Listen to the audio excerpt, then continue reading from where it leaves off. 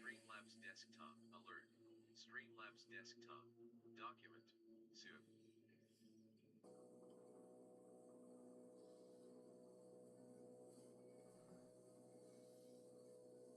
Editor. Editor. Editor. Expanded. Editor. List. Editor.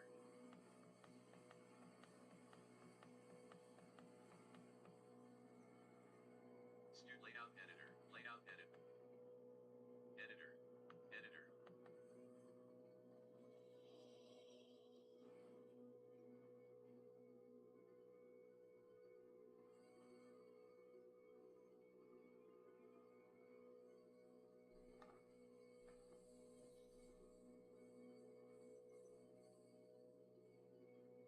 Document.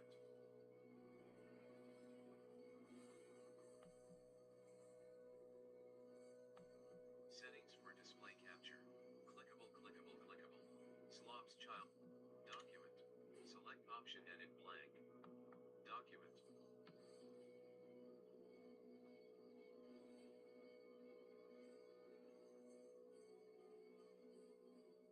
Done. Streamlabs desktop. Document.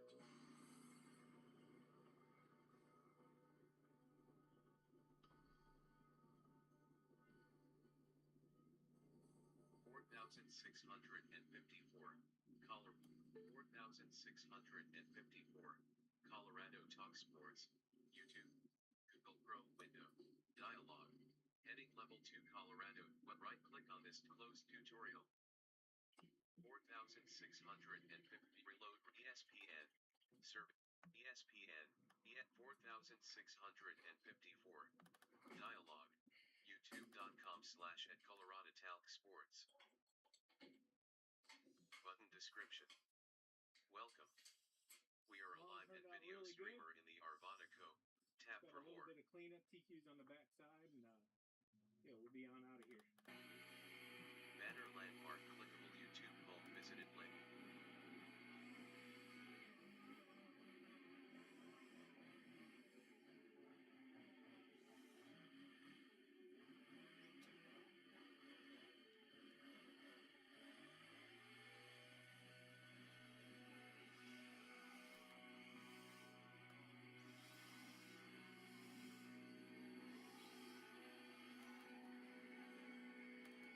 Broncos breakdown by Chat Sport. Broncos breakdown by Chat Sports link. Visited link same page. YouTube and visited link same page. Welcome to Wax Harmony. Clickable main landmark clickable console alert. Clickable main landmark clickable to complimentary landmark clickable to read your website. Liquids.com or this link opens a new tab link sectional sponsored clickable by Ad Center but your personal bullet clickable one of freewigs.com. This link opens a new tab link 0 minutes 0 seconds of 0 minutes 5 seconds seek slider unavailable play. And doing it yourself. Button clickable mute. This is the new way to create taskbar. Wix Harmony. Clickable 32S button.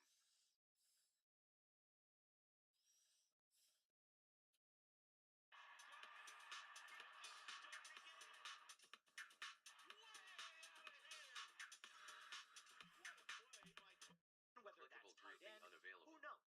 But if they decide to take, let's say it is an offensive lineman at 23, they could be a team that says maybe Jordan Tyson is there a few picks later, and then we want to trade back into the first round and get someone to replace A.J. Brown. Not saying that Jordan Tyson will be what A.J. Brown is, but that could be their line of thinking. So keep your eye on the Philadelphia Eagles for sure. Yeah, that's also one though that's a lot to give up for a wide receiver. It is. Especially a wide receiver. It is. There's no doubt. Especially a wide receiver that you're not sure is going to be 100% healthy because he hasn't been. That being said, that was enough to convince me. I'm still not convinced of a good reason for the Browns or the Titans.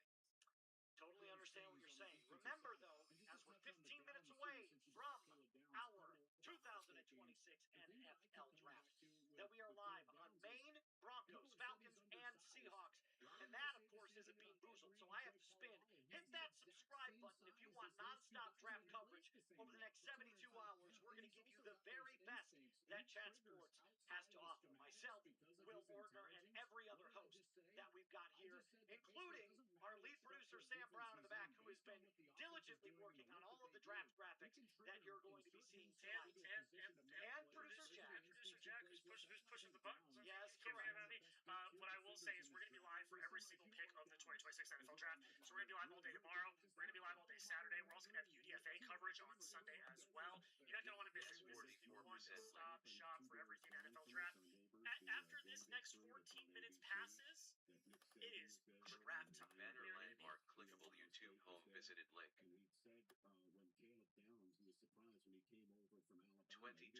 2026 NFL Draft Round 1 live reaction and main landmark clickable upcoming clickable watch later toggle button not pressed add alert. Main landmark clickable upcoming clickable watch later toggle button not pressed add to key.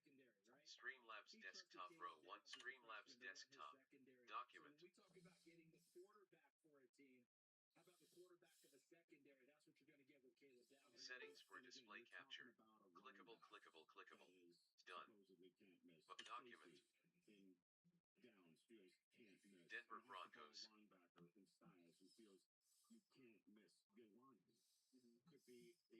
Streamlabs desktop dialog or Streamlabs OK. Press document. This is where your scene collections live. Clicking the title. Add source. Document. Clickable, clickable, clickable. 2.5 centuries of freedom, unity, and the founding ideals set forth in the Declaration of Independence.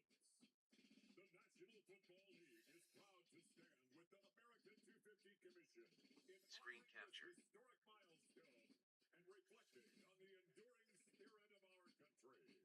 Clickable and edit screen capture. Cancel. To honor America, from the nation's capital, tonight's colors will be presented by the Military District of Washington's Joint Armed Forces Color Guard. D R A And now, F to T. honor America with the performance of our national anthem, please welcome Add source. Dirty Blues singer, Add source button. and Document. Pittsburgh native Clickable show additional settings button done.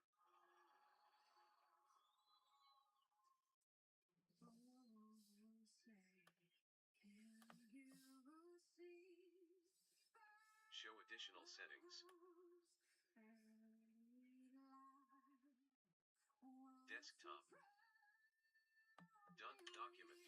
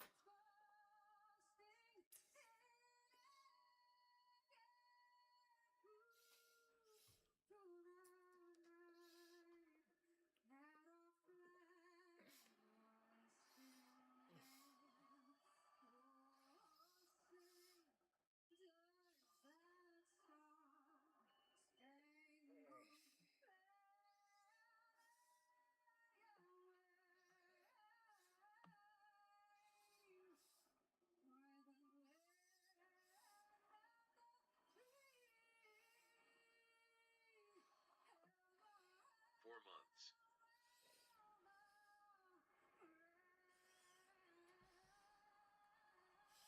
Phone link friends. Streamlabs 4,654 2026 NFL Draft Round 1 live reaction and analysis /pick spoilers Denver Broncos Syndicate. YouTube. Google Chrome window. 4,654 2026 NFL Draft Round 1 live reaction and analysis /pick spoilers Denver Broncos Syndicate. YouTube document.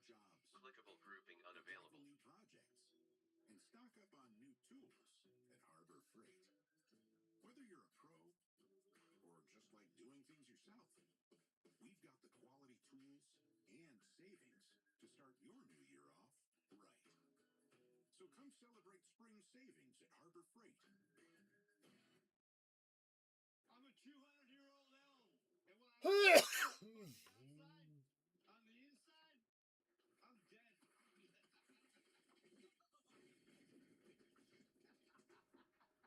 Oh man, it feels good to just let go.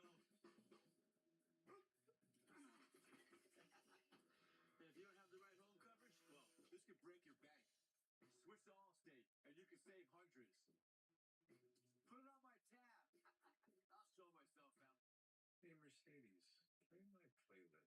Hi, Mom. Go cook. Hey, Mercedes, play Josh's playlist. The luxurious tranquility of a GLE. That was nice while it lasted. Welcome to your happy place. Welcome home. See your Mercedes-Benz dealer for special offers on the GLE. New Mr. Clean Magic Erasers make impossible possible. Just wet and squeeze and effortlessly cut through 100% of dirt, grease, and grime. So this is 100% possible. they're upgraded and last 2 times longer to tackle more messes. It's not just clean, it's Mr. Clean. Go sweat the technique. How much for what?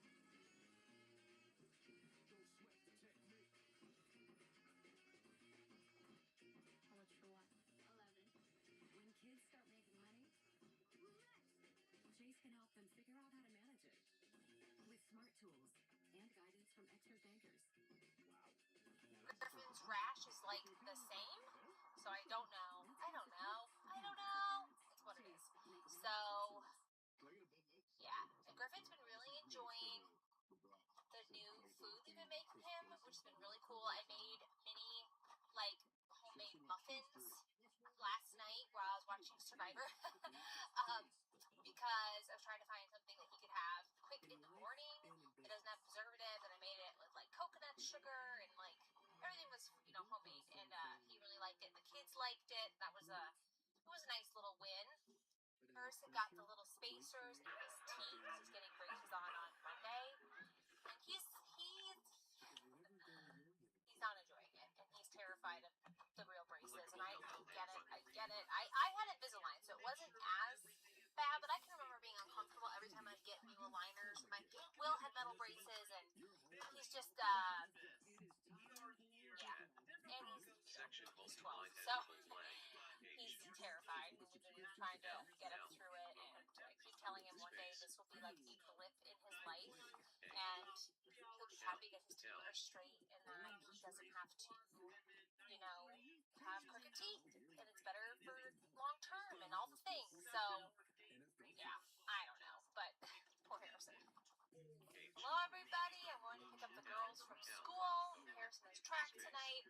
Winnie has her science fair, so we're going to that tonight. We had a ton of work to do this morning. I got a lot of it done. Still a lot more to do, but that's just how it goes. Griffin's keeping the pajamas on, which is phenomenal. I will not feel secure, though. We need a solid week, and then I'll be like,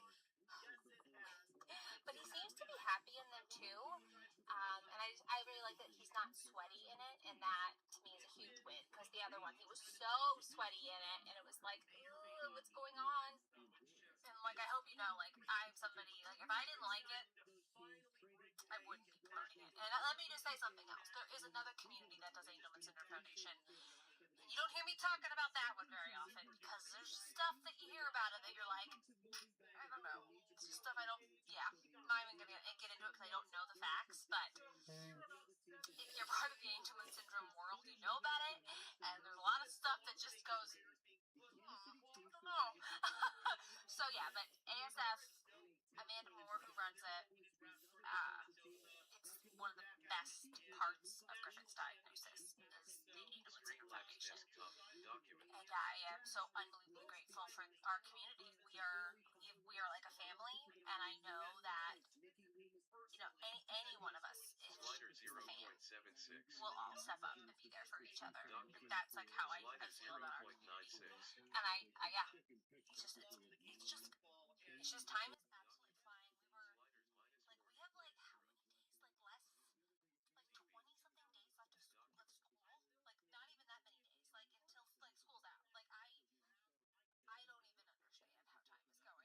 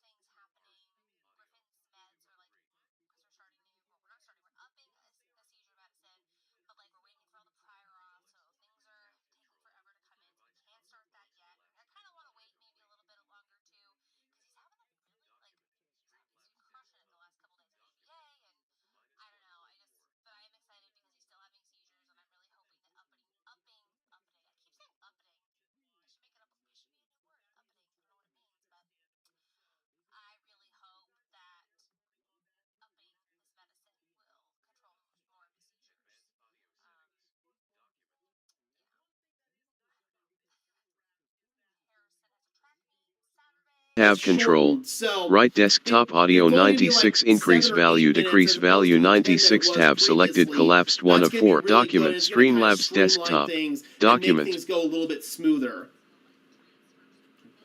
We got FL Jeff and PCB in the house saying, "Hey Gage, Florida is here. Let's go Broncos. Good to see you. Hope you are doing well." Streamlabs desktop row 4654 4654 2026 NFL Draft Round 1 live reaction and analysis 4654 alert 4654 2026 NFL Draft Round 1 live reaction and analysis. Go with David Bailey, Streamlabs desk document. Tech, as my camera is already fogging up. Gotta love it, gotta love it. Personally, I would go in the direction of David Bailey, but it came out the other day that Bailey canceled his visit, or the Jets actually canceled his visit 4,000 with the team. downloads. So, File will Explorer David column Bailey 15 be the pick, or dashboard have they already stream decided just that Nikki it's slash the Arvell Pilot's Reese? Lounge That can just indicate Nikki one of slash two things. desktop It can indicate that they which show already hidden know icons. what they have in David Bailey and they don't Start need to bring phone him in link for a top 30 show visit, blue or it can NVDA indicate that Arvell Reese is the pick. So that is going to be very, very NVDA interesting. menu exit Robert X says, I've got exit Arvell Reese NVDA and dial. Kenyon Sadiq going top 10 in my prediction market. I definitely like it with Arvell Reese. Sadiq is going to be a little bit interesting. He definitely has a chance to go in the top 10, but I'm kind of hearing the Rams pick number 13. That might be a little bit more realistic for Kenyon Sadiq. That's the pick that the Rams got when they traded down with the Atlanta Falcons last year. Atlanta sent their first-round pick this year, so that's how the Rams are picking in the top 15. They've got the 13th overall pick, so I think that Sadiq could be a really, really solid target there for the Los Angeles Rams. We've got 16 viewers in the house. Thank you guys so much for tuning in, especially on day one when the Broncos aren't picking. This is going to be a little bit more of a chill, just watch everything unfold stream. I don't anticipate anything happening on the Broncos end tonight. I don't anticipate them trading back into the first round. I don't anticipate them making any player trades or anything crazy like that. They're just sitting back, watching everything unfold like we are, and most likely watching Jalen Waddle highlights. So that is going to be the evening for the Denver Broncos out at Dove Valley. Tomorrow is when things get really, really interesting because they have the 62nd overall pick in the second round, and there's a chance they could trade up, trade down. As of right now, they've only got one pick tomorrow, but they could very easily get more than that. Broncos need a tight end and an inside linebacker. Yep, those are the top two positions that I'm paying attention to. And the more and more I read into things, the more and more it seems that linebacker is going to be the top target for the Broncos. Apparently, Arvell Reese was the number one player overall on their board. Of course, they don't have a first-round pick this year, and they weren't going to be in a position to get him anyway, but Albright reported that it wouldn't surprise him if Arvell Reese was the top player on the Denver Broncos board. So I'm looking at linebacker for sure. Obviously, Reese is out of the equation there, but you've got guys like Jacob Rodriguez. You've got guys like Anthony Hill Jr. You have several players that could be really intriguing there. And one who we talked about in a video earlier today, Josiah Trotter, the linebacker out of Missouri, that is a really intriguing option for the Denver Broncos as potentially a long-term replacement for Alex Singleton. Who would your least favorite player for the Chiefs to get be? I mean, if they were to come away with one of the top offensive linemen, I feel like that would be an L for the Denver Broncos because that neutralizes Denver's biggest strength being their pass rush. I feel like Kansas City, all these mocks with them going Jeremiah Love or potentially going with one of the receivers, I don't think that makes sense for them. Corner makes more sense for Kansas City, and offensive line makes more sense for Kansas City, so those are really the positions that I wouldn't want them to go after. And if they came away with one of the top corners like Mansour Delaney or somebody like that, I would not be pleased. And if they came away with, God forbid, Spencer Fano or Francis Mauigoa, oh man, I would not be pleased with that either. So that would probably be my doomsday scenario as far as what the Chiefs are doing in the draft. Titans getting Pickens and moving down to the 12th pick would be nice. Also, hello everyone. Hello Lord Biscuits, good to see you. That would be interesting. So there was a bit of a development in the George Pickens saga. He signed his franchise tag with Dallas today. Jerry Jones already came out and said that he's not going to get a long-term deal this year. Now that he's signed that tag, he does have a chance to be traded at any given time. That doesn't mean that it's going to happen, but that doesn't mean that it isn't going to happen either. So that's going to be something to definitely keep an eye on over these next few days. What happens there with George Pickens? So yeah, we will be keeping an eye on that for sure. Titans getting, already got that one. Am I the only one who thinks the Broncos need a defensive tackle at 62? No, I don't think so. I think that the Denver Broncos could definitely target a defensive tackle at 62. Obviously, they lost John Franklin Myers. They really like Ioma Uwazurike as a depth piece, but I don't know about a long-term starter. They could definitely go defensive tackle, and that's a position that I've been heavily scouting. If Lee Hunter somehow, some way falls within striking distance, I will cry grown man tears. I will be right back, Broncos country. I just need to go grab something. Just give me 1 second.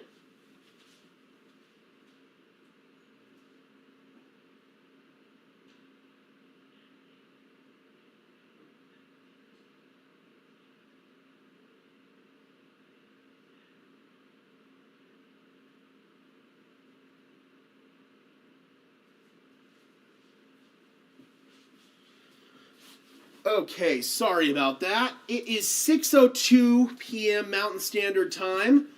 Looks like Cam Hayward is on the stage right now at the draft in Pittsburgh, so it seems that the festivities are about to be underway. Roger is up there. Let's go ahead and listen in. Make sure I can turn the volume up here. Over 300,000 people in Pittsburgh. That's crazy.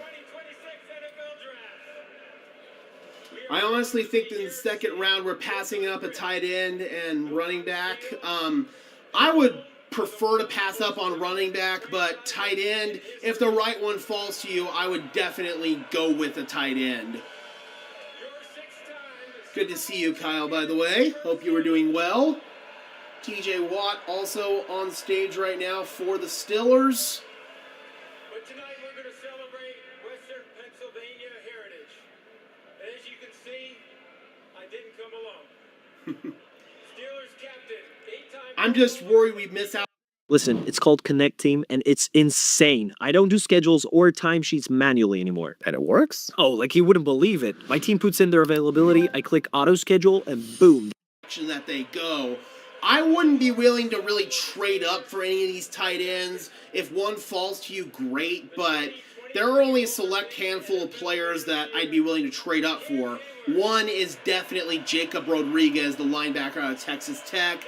Lee Hunter, defensive lineman, that would be another big-time target for me. So, yeah, if we're going to trade up, it would probably be for one of those kind of guys. I've seen trade-up scenarios for Eli Stowers. Personally, not a huge fan of that, but if they do, I mean, clearly they have a long-term vision for him. Inside linebacker or defensive line tomorrow, I hope. Jacob says they're taking Caitlin Clark. Could you imagine Caitlin Clark in the NFL, man? I mean, she's got an arm. She could definitely be like a pocket passing quarterback. Pittsburgh definitely showing out. I know a couple of Pittsburgh Steelers creators that are actually there. We've got Mark from Steelers Nation Australia, and we've got Steelers Syndicate DB out there as well. So, yeah, definitely really cool to be represented a little bit out there at the draft. Oh, here comes Lynn Swan and Hines Ward. We got Brent in the house saying, good to see you, Gage. Yeah, Caitlin Clark, man, her in the NFL would be pretty funny.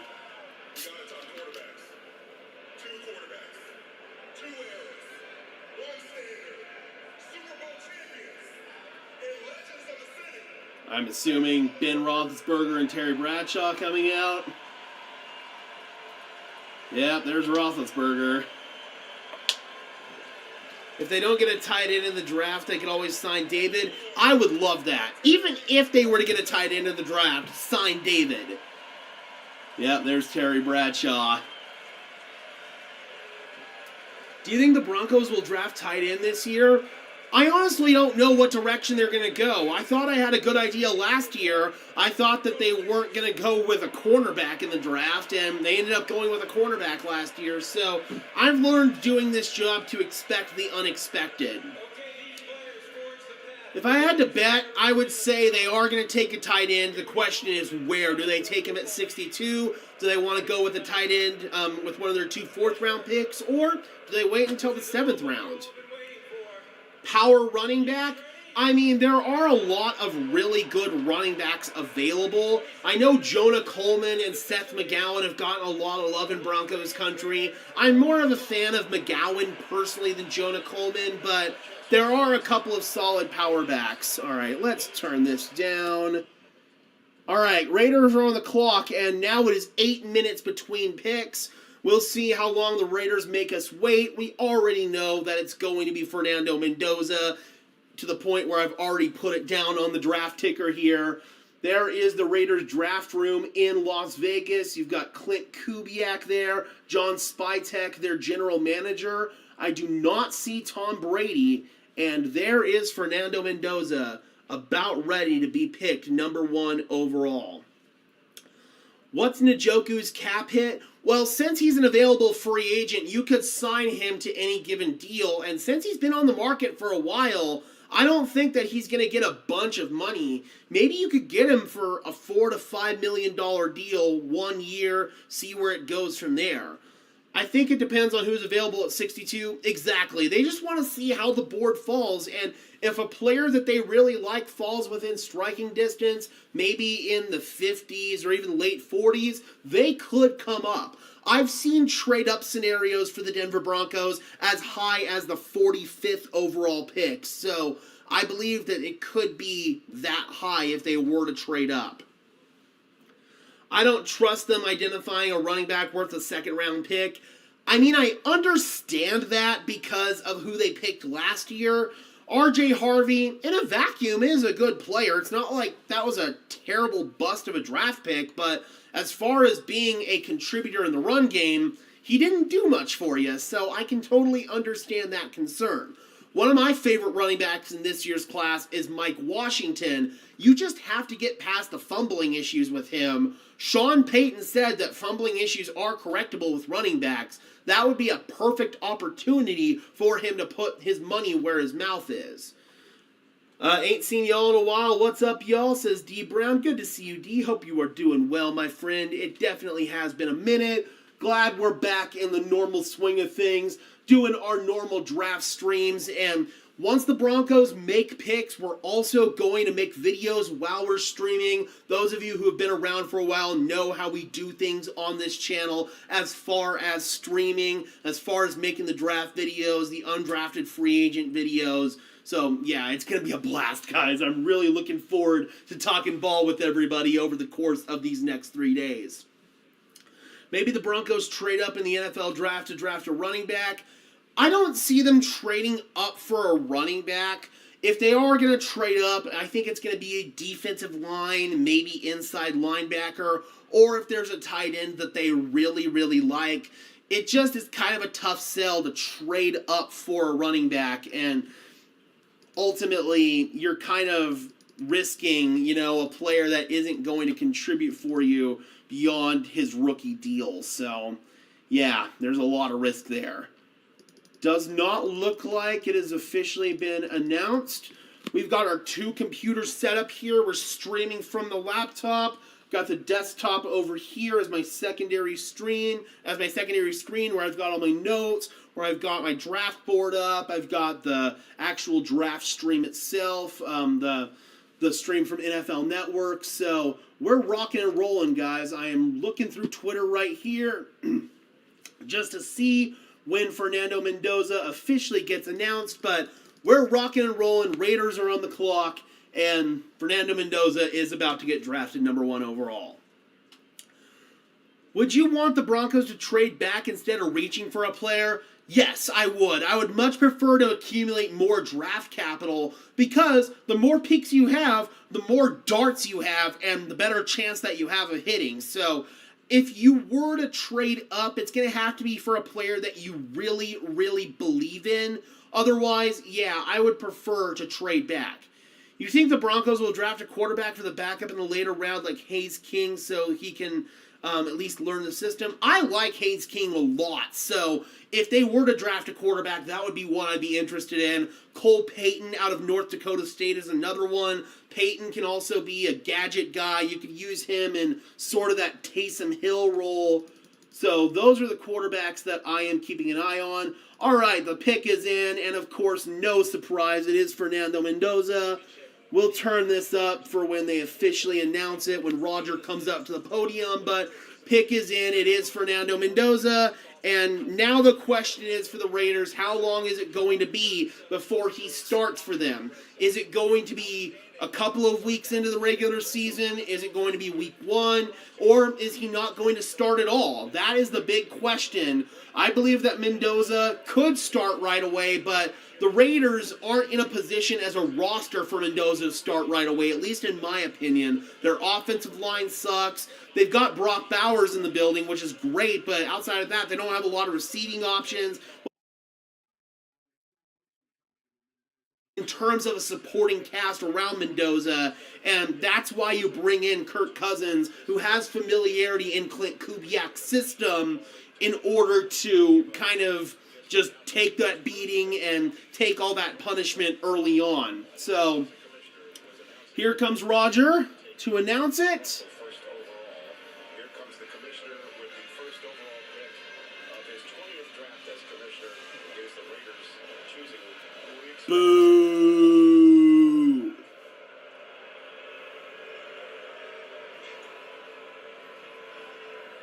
With the first pick in the 2026 NFL Draft, the Las Vegas Raiders select Fernando Mendoza, quarterback, Indiana.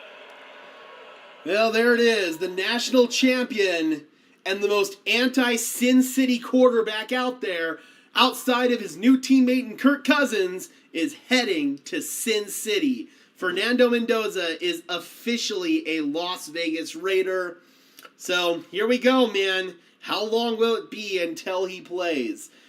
Doesn't have the greatest arm in the world, great processor, loves the game, is a gym rat, loves the process, loves getting better. So, really intriguing pick for the Raiders and definitely sets them up well for the future. I still feel like Fernando Mendoza is QB4 in the AFC West. Did anyone else see an article claiming George Paton was not really looking into moving up in the first round?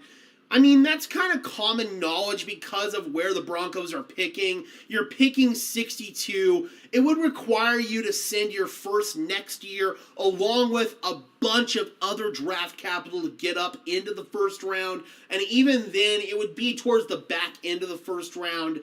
It's just not worth it. A lot of the good players are already going to be gone. And the 2027 draft figures to be much more talented from top to bottom than the 2026 draft. There are a lot of teams out there that aren't interested in flipping 2027 draft capital, and Denver falls into that category because they didn't want to trade 2027 capital when they traded for Jalen Wall. It was all 2026 capital. So there's Fernando right there, doing his interview. Obviously, he's known for weeks that he was going to the Raiders. Not a surprise at all. He's had plenty of time to prepare for all the interviews. Probably knew from the beginning of the process the Raiders were going to go after a veteran quarterback like Kirk Cousins. And I think that Fernando is ready to embrace any given situation that he's put in. So now the question of the day is, do the New York Jets go with David Bailey or do they go with Arvell Reese? If it's up to me, I'm going with David Bailey because there's more of a clear-cut vision for him as a player. But this is going to be very, very interesting here. All right, so the New York Jets are on the clock. We have not gotten the pick in yet. But I can guarantee you one thing. Jonathan Cooper, Nick Bonito, All of those guys are Zach Allen. They're licking their chops right now, having a new rookie quarterback in the division. Are the top few picks pretty cut and dry like last year? Not necessarily. I've seen a lot of different mock drafts in a bunch of different directions these top few teams can go. So I think that we've got a little bit more suspense in the top of this year's draft than we have maybe in some other drafts. That's why I'm looking at Twitter right now. Okay, we've got the second pick in for the New York Jets. If you don't want it spoiled, I will go ahead and give you just a quick second to leave. But the New York Jets are taking, with the second overall pick, David Bailey, edge rusher out of Texas Tech. That's the pick I would have made. You've got a clear-cut vision for him. I feel like Arvell Reese, is he a linebacker? Is he an edge rusher? Some team out there is going to have a vision for him, no doubt, but the New York Jets, who need so much talent from top to bottom, I think they could use a player who has a more clear-cut vision, and David Bailey fills that role for them. So I would give this pick an A. I also give the Fernando Mendoza pick an A as well. Let's go ahead and change this here.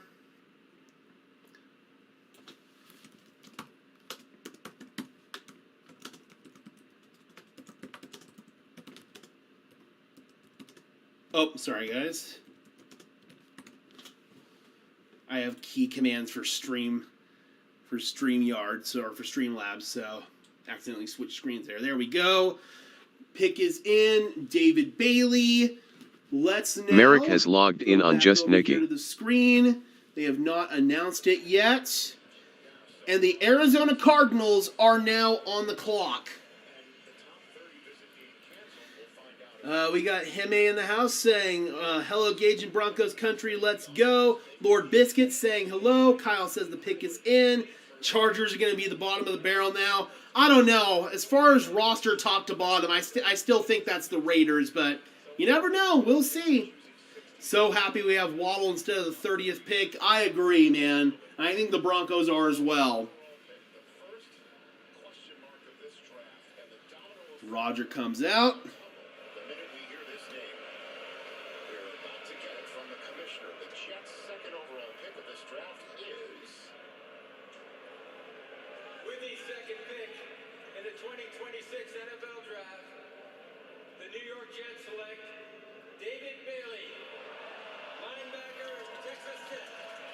Love it.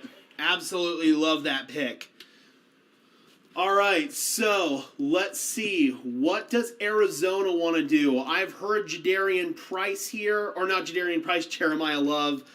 I swear, I confuse those two with names all the time. I hate it. But I do feel like this could be a good destination here for Jeremiah Love. But if I'm the Arizona Cardinals, I'm going with trench help here. I'm going with an offensive tackle. You desperately need a right tackle. And for me, Francis Maui-Noah, tackle out of Miami, he is my top tackle in this year's draft class.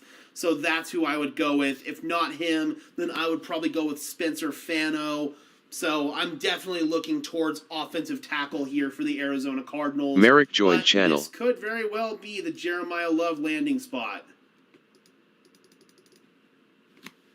So after the Arizona Cardinals, we have got the Tennessee Titans at 4. That could very well be an Arvell Reese destination. Giants at 5, Browns at 6, Commanders at 7, and New Orleans Saints at 8. So those are the next upcoming picks.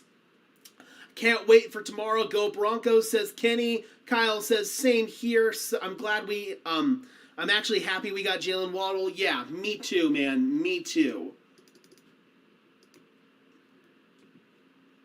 And we are still waiting here.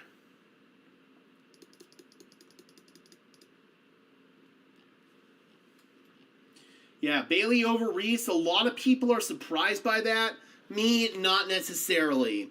D-Rock in the house. What's going on, my man? Hope you are doing well. Lord Biscuit says, do they have shades on? Why do they have shades on? Also, I think the Cardinals will trade back. I have no idea. Yeah, Arizona could trade back. I've seen trade back scenarios for them as well. And maybe that's why it's dragging out a little bit for them. My clock says they've got 5 minutes left, and I know that I'm probably a minute or two behind because I'm illegally streaming over here, so we'll see. I think Arizona could take this to the full 8 minutes because they might be trying to field calls for trade-up scenarios. I've also heard Ty Simpson here. If they're going after Ty Simpson, then I definitely could see a trade-down scenario. But coming up to number 3, where you basically have pick of the litter, this could be a really big-time trade coming up. The question is, who is going to trade up if that happens? People are already calling David Bailey a bust for wearing shades.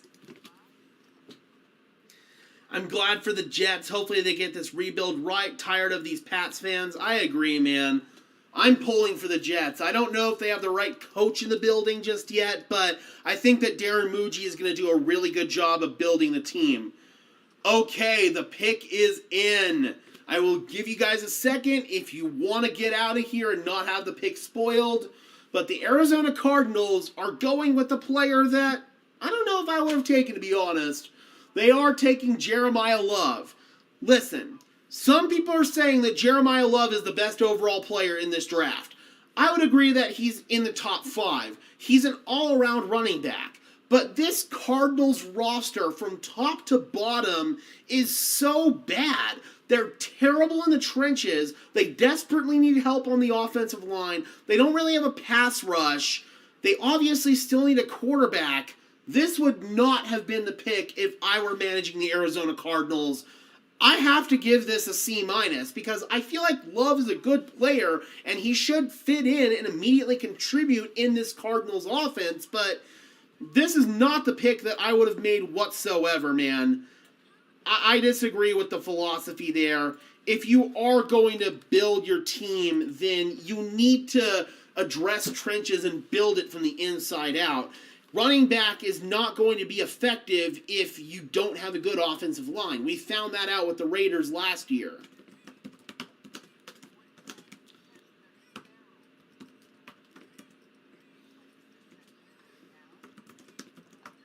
I'll fix the screen in just a second, guys. Sorry about that.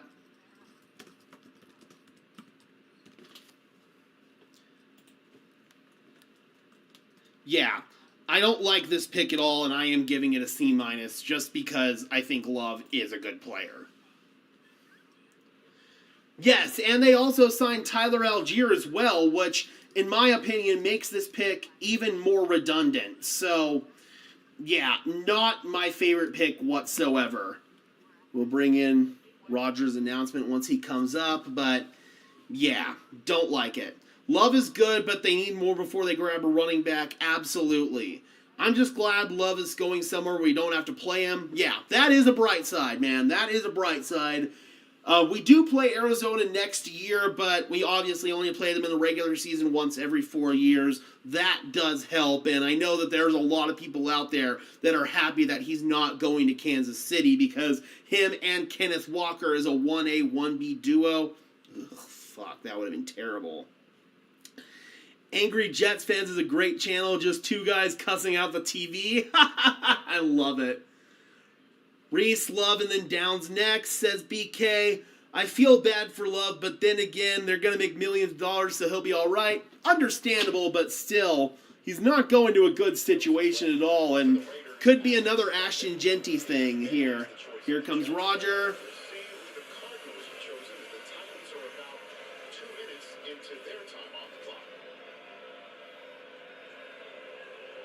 With the third pick in the 2026 NFL Draft, the Arizona Cardinals select Jeremiah Love, running back, third A. And I really do wonder if Arizona entertained trade down scenarios here. That would have been the smart thing to do, but if nobody was willing to come up, then I get it. Now we've got the Tennessee Titans on the clock, and this is where things get a little bit interesting here. Is it Arvell Reese, or is it Sonny Styles? I've heard both, and Tennessee, I have no doubt that it's going to be a defensive player here. Robert Saleh being their head coach. He wants more pieces to work with. So this is going to be really interesting. I don't know if the Titans necessarily expected Arvell Reese to be there, but I've also heard from a lot of different sources that Sonny Styles is their guy. So we'll see what happens there. D-Rock says, Gage, remember to take deep breaths tomorrow. No crashing out. I don't think I'm going to crash out tomorrow, and that's because the Broncos already have their foundational core in place. This draft is all about enhancing it and getting them just in a better position and having more depth. So it's going to take a lot for me to crash out. Unless they royally screw up, I don't think I'm going to. What's up, Maverick? How you doing, man? Hope you were doing well. Ian said the Cards didn't get calls. Okay, well, there you go. So it seems like nobody was willing to give up what they probably were going to have to give up to go up there. And what is this tweet here from Ari? Jeremiah Love will make $50.5 fully guaranteed $1 million on his rookie deal. Jesus Christ. That is big time running back money. That is big time running back money. Holy Diver, good to see you. All right, so what direction do the Tennessee Titans go? I don't think they expected Arvell Reese to be there, so they definitely have a decision to make. With Sonny Styles, he gives you versatility because he plays off-ball linebacker, he plays edge rusher, you can utilize him as a blitzer, you can utilize him in so many different ways, but is there a clear-cut, defined role for him? That's the reason why I wasn't a huge fan of the Jets going in that direction.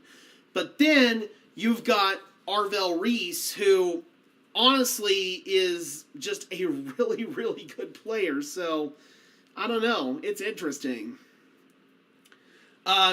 Draft Diamonds, yes, Maverick, but honestly, I don't ever follow this account except for this time of year. Dov Kleiman, he actually... Whoa! Oh, hello. Sorry to hold my shock there. Tennessee went in a different direction. Okay, so I'll give you guys a second if you don't want to hear the pick spoiler, but Tennessee went in the complete opposite direction that I thought. They're going with Carnell Tate. Yo, so they go wide receiver. Holy crap. Yo, so Carnell Tate is the first receiver off the board. There was a lot of buzz about Carnell Tate, number 6 to Cleveland, and Tennessee was like, nah, screw that, we're taking him at 4. I love it, man. You get Cam Ward weapons. They desperately need receiver help, so this is a great pick. I am giving this an A+. Love it, love it, love it.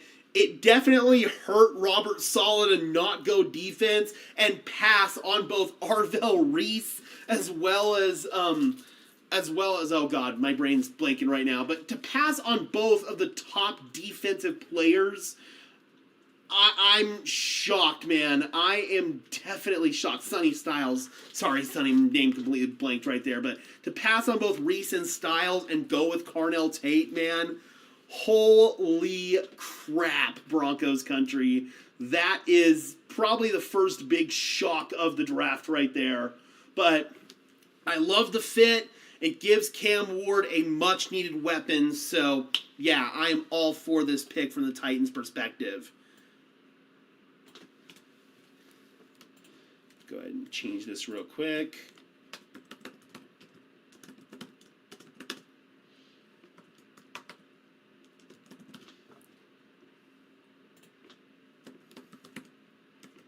There we go. All right, so now we are at the New York Giants. They are on the clock at number 5, followed by Cleveland at 6, the Commanders at 7, and the Saints at 8. There were all these rumors about trades happening, so let's go ahead and see if trades do end up happening. Apparently nothing materialized with the Arizona Cardinals, so we're definitely going to keep an eye on this.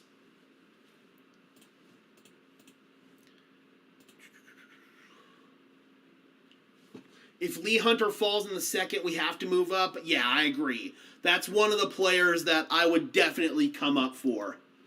Oops. All right, pick is in. Center stage right now. The commissioner is coming out with their pick. Again, 8 minutes per team. So the commissioners. I like how fast things are moving, man. This is moving a lot smoother than previous years. Or at least it feels like it is. With the 4th pick in the 2026 NFL Draft, the Tennessee Titans select Carnell Tate. Yeah. Well, yeah, NFL Network was shocked. Nobody saw that one coming, man. I mean, I don't think it's surprising in terms of the fit for the team, Maverick, but a lot of people had them going with Sonny Styles here, and them passing on him clearly means that they believe in Carnell Tate. And I do think that that hurt Robert Saleh because the high-end comp for Sonny Styles is Fred Warner. Now, to compare a rookie coming into the league to a future Hall of Famer, a future first ballot Hall of Famer in Fred Warner, that's a little bit tough to sell, but if he really is the next Fred Warner, then he's worth a top 10 pick. But Tennessee, they knew they needed to get their young quarterback help, and that's what they ended up doing. So the Giants, this is their first of 2 top 10 picks.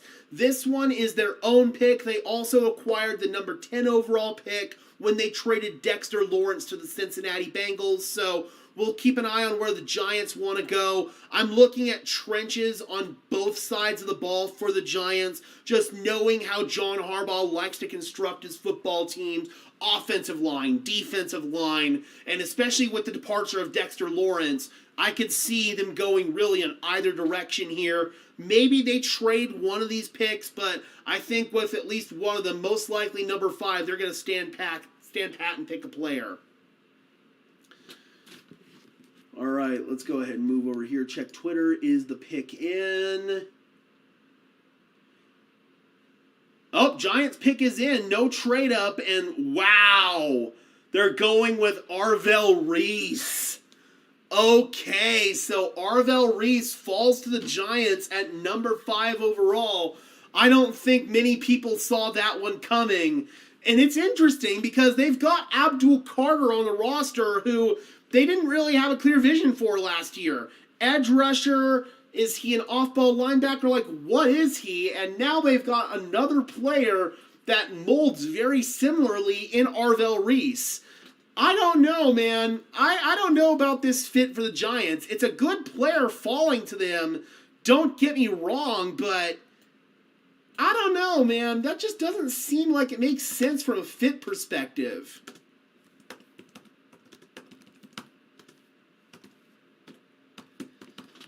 Yeah, that's interesting, man. I'm thinking about how I want to grade that pick. Because it's a great player falling to you. It's just, what's the vision for the player? So, like, I guess I'll go, like, a B for right now. But it's like, what are they going to do with him as well as Abdul Carter? That's really interesting to me. That is really, really interesting to me.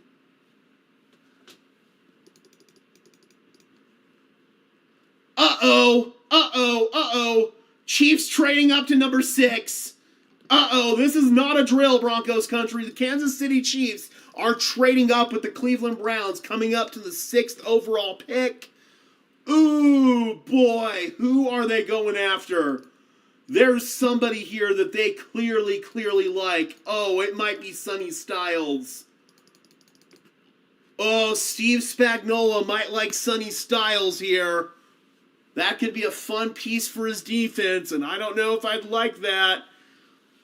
Ooh, man. I love Sonny Styles and a Steve Spagnuolo defense if that's the direction they go.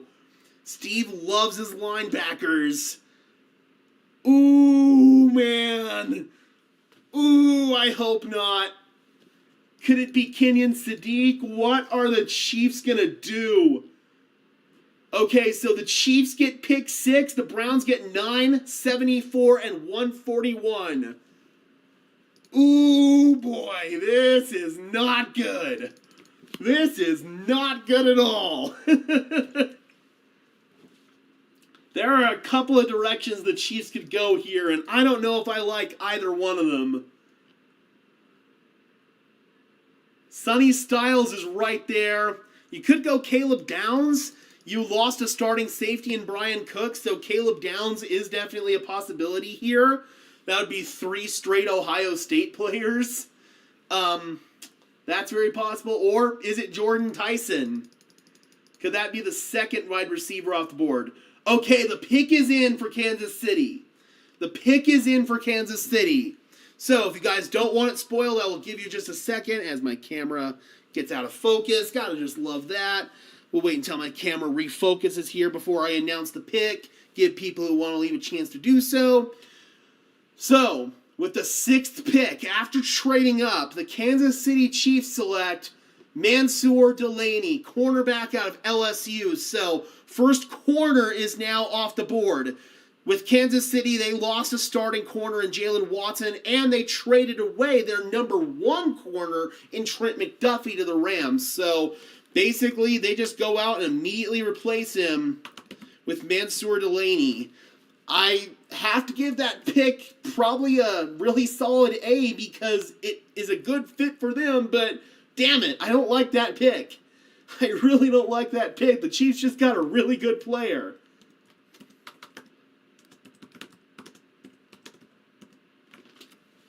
Dude, man, that sucks.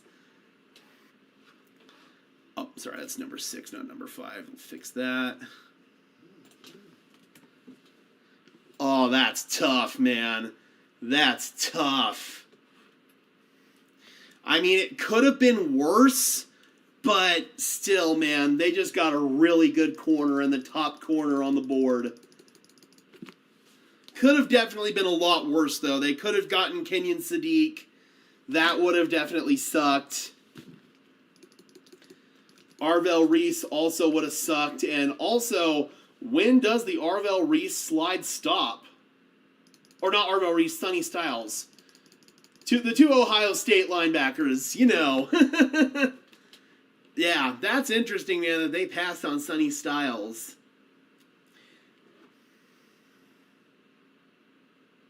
Wasn't he likely going to be there at 9? I don't know, man. Who would have potentially been interested? Because clearly they felt threatened. Maybe Cleveland? But obviously they were right there, so I don't know. Like, Saints? That is an interesting one for sure, but clearly they felt threatened enough to pull the trigger there.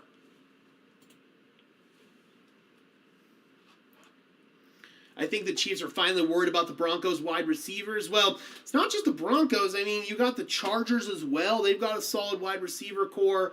Other teams in the AFC. You have to have good quarterback play in order to have a good defense, and the Chiefs know that.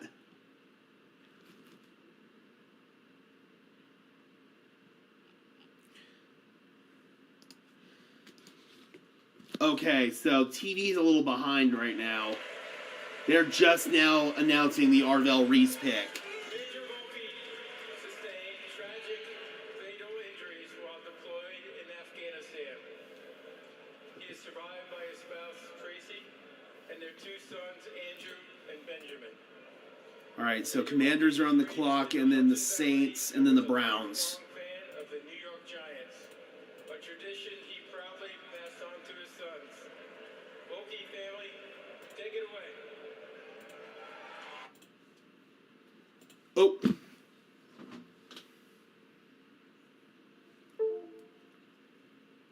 My stream crashed.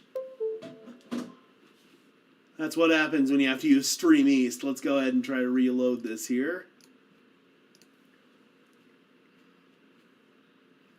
Oh, go away, you stupid pop-up ad.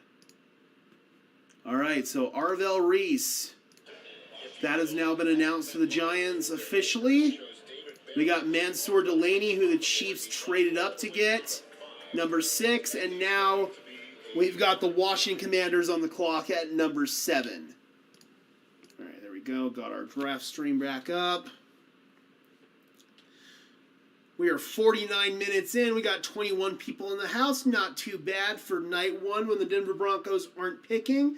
Thank you guys so much for tuning in. Really, really appreciate it. I feel relieved it wasn't someone else. Yeah, for sure. Yeah, I am using Stream East. Don't have cable, not going to pay for cable, so just using Stream East to actually stream the NFL Network broadcast. Yeah, the TV is always slow, and then my TV is a minute or two behind because I'm using Stream East, so that's definitely why. So, right now, we're still on Washington with number 7, waiting on the announcement with them. Oh, you know, I should turn on Jordan Schultz notifications. He's been pretty quick with getting the pick in. Yeah, there we go.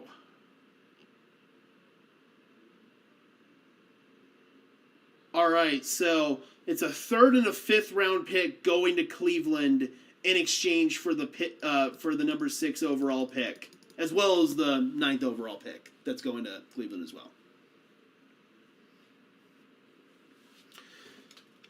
So I have an antenna that I use for actually streaming the games, Maverick, but I don't believe that the draft is being broadcast on local TV anywhere, so that's why I have to use Stream East.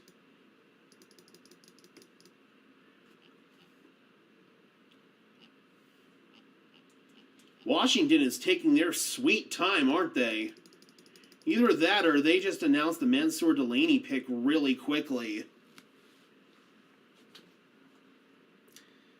Kansas City trading up for someone they were already projected to get, LOL. Yeah, but clearly they felt threatened enough to do so. I'm guessing that it was the Saints because that's the only other team that has a real cornerback need. They lost Alontae Taylor in free agency, so I don't know. Oh, it is on Denver 7. Interesting. Well, I don't want to rig up the antenna right now, so I'm just going to leave it for what it is for tonight.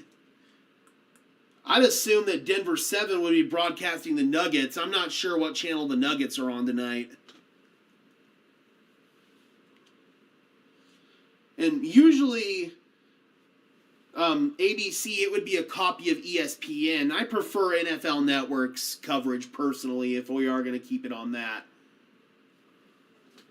I much prefer Rich Eisen and all those guys. Yeah, Washington might be trying to trade. That is very possible.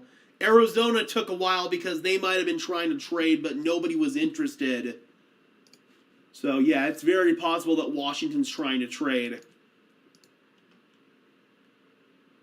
Nope, they're not. They have made the pick, so if you guys don't want it spoiled, I'll give you 1 second. So, the Washington Commanders, with the 7th overall pick, are going with Sonny Styles. They've got an aging linebacker core highlighted by Bobby Wagner, who I don't even think is technically on the team right now. So, yeah, this makes complete and total sense for them. They were saying that they'd be totally open to bringing back Bobby Wagner. I don't think that they are now. So, Sonny Styles, that fills an immediate starting need for them. Okay, Nuggets on Prime, that makes more sense. So, yeah, this makes complete and total sense from the Commanders' perspective, and I don't think that they expected Sonny Styles to be there. Maybe they entertained some trade-down scenarios, but Sonny Styles going to the Washington Commanders, really, really solid addition for Dan Quinn's defense.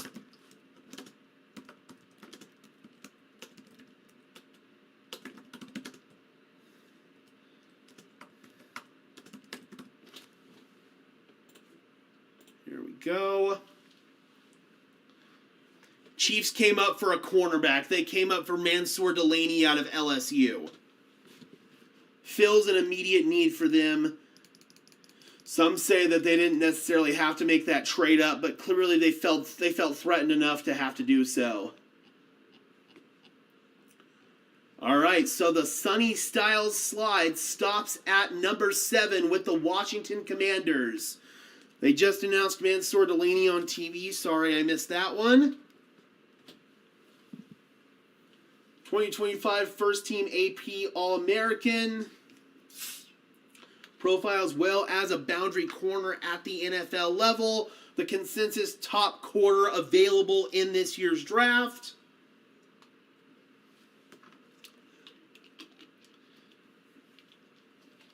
I have to imagine this was to jump New Orleans. That's the only other team that I can think of that had an immediate need ahead of Kansas City at the cornerback position.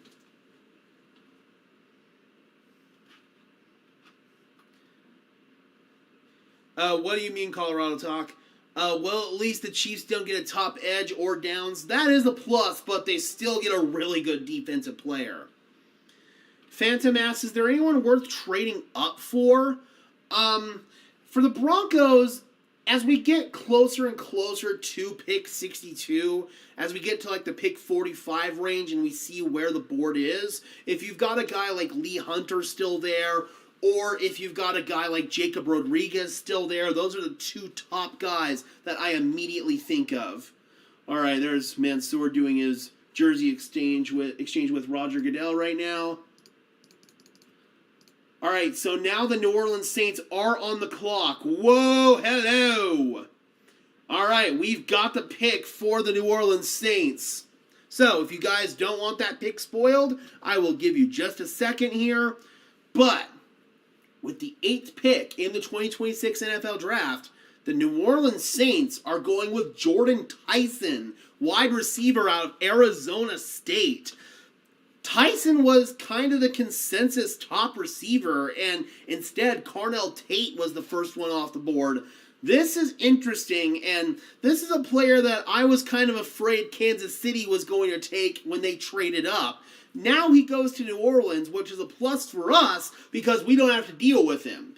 New Orleans now has a second wide receiver to complement Chris Olave. Hearing wide receiver, that doesn't really make too much of a surprise for me in terms of New Orleans because they did have that need there. And so now it's like, who's going to be X, who's going to be Z? I have to imagine Olave will be your X and then Tyson will be your Z. So I think this makes sense for New Orleans. You needed a secondary piece, and you have to figure out now if Tyler Shuck is going to be your long-term quarterback.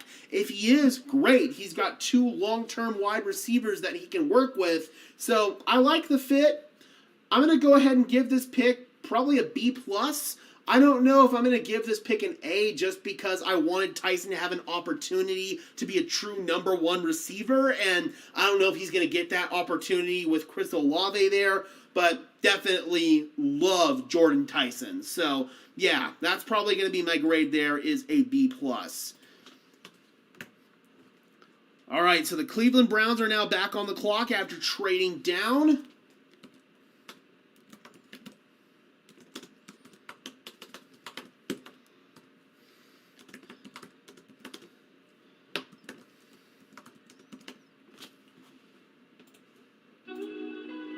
There we go. Yeah, that one did come fast. Felt like Washington took forever. That one came really quick. So does Cleveland maybe trade down again? They've still got another first-round pick this year. So we'll see what Cleveland does here. They've got the Jaguars' first-round pick as well. So the Browns are on the clock, and I was thinking about wide receiver for them at pick number 6, and I think they were hoping Carnell Tate would be there, and when he ended up being drafted by Tennessee, that's probably what prompted Cleveland to take trade-down calls with Kansas City. Would Jadarian Price be worth trading up for? Maybe. I'm still not sold on trading up for any running back, quite frankly. I'd much rather wait and see if Mike Washington falls to you.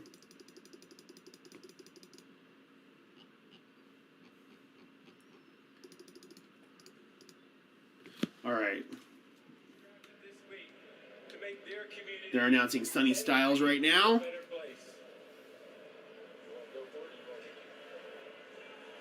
the 7th pick in the 2026 NFL Draft, the Washington Commanders select Sonny Styles, linebacker, Ohio State. All right.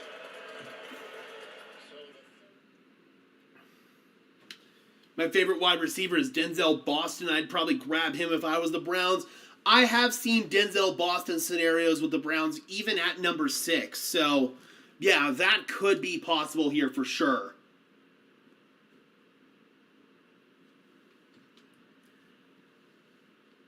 But what I know is that the Cleveland Browns desperately need weapons.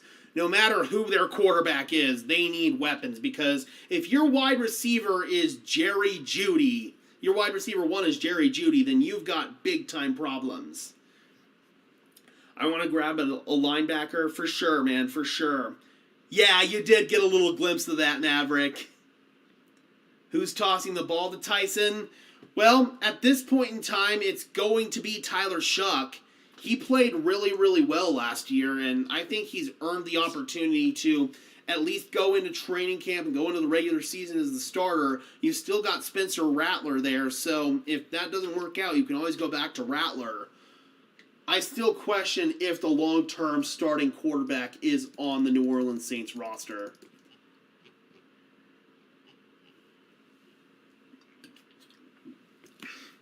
Jerry drops a doodle-doo Judy. Facts, bro. God, Jerry Jeudy sucks. That is one headache I am so glad to be free of. 6 years ago today, Jesus Christ, time flies.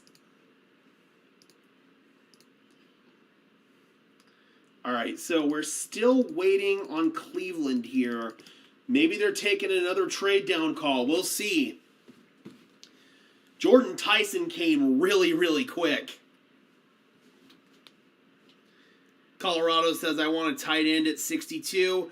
I mean, if the right tight end is there, absolutely. I want a true inline tight end, man. Oh! So Albright just tweeted that Washington leaked a rumor about them potentially going corner, and it spooked Kansas City into trading up. Yo! Kansas City got baited by Washington. Holy crap. Oh, that's fantastic. That is absolutely fantastic. All right, the Browns pick is now in. So, if you don't want it spoiled, as you know, got a second to leave here if you want to, but this pick actually does make sense for Cleveland. It really does. They had a glaring need at this position, and they just filled it. With the 9th pick, the Cleveland Browns select Spencer Fano, tackle out of Utah. He's going to slide in and be their week 1 starting left tackle. They had a glaring need right there, and Spencer Fano, was it him or was it Francis Maui-Noah? There was kind of debate on who the top tackle in the class was. I'm personally a Maui-Noah guy, but that doesn't mean that Fano isn't a great player, and he's going to slide in and be an immediate day 1 starter for them. Love that pick. That gets quite frankly, an A+. A+ pick for the Cleveland Browns right there, and that's very rare that you actually say that. It's kind of hard to screw that one up, though, if you're Cleveland.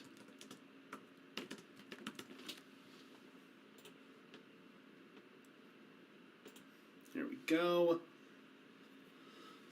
They did, man. The Chiefs freaking got baited. That's great.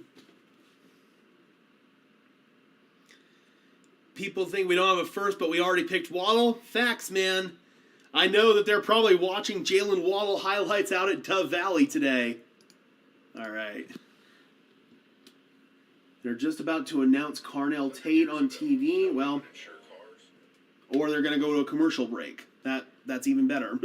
So they're kind of dragging on TV a little bit, even though the picks are coming in really quickly on Twitter. So at this point, I'd say we're about 2 picks ahead of the TV right now. So now we've got the Giants back on the clock at number 10. They went with Arvell Reese at 5 after he kind of surprisingly fell to them. So we'll see what they want to do at 10 here. Do they want to go with offensive line? Do they want to go with defense again? As far as needs for the New York Giants right now, I mean, I would say defensive line, offensive line. Still have a need at corner, linebacker, wide receiver. Well, linebacker is a little bit less so now, but yeah, you still have a lot of needs, man. So the Giants could go in a bunch of different directions right here to just try to bolster that roster. Kansas City. Oh, okay, no, this is Cleveland. My bad. Cleveland has 1, 2, 3, 4, 5, 6, 7, 8, 9, 10, 11, 12 picks in this year's draft. They just used one right there on Spencer Fano, so Cleveland still has a lot more picks left. He did terrorize us in 2024, but it didn't really mean that much. No, because they lost the game. I want a defensive tackle at 62. Every time our defense looked bad was when we got ran on by Green Bay and the Bills. Yeah, for sure. For sure, man. And I feel like just long term you're going to have needs at defensive tackles, so I would love that. Love to see it to the team of death. I'd like to double dip on tight end in this draft. Get rid of Troutman and Kroll. Well, unfortunately, you're probably not going to get rid of Troutman this year because of the extension you gave him. And bringing back Kroll, I mean, yeah, that's something you do just to have, depth on your roster. But I don't think that's going to stop them from adding to the tight end position in this year's draft. All right, Giants. You've got to have a pretty clear vision for what you want to do if you're in New York since you have 2 picks. So I'm kind of surprised that they're dragging this out a little bit. Maybe they want to trade down.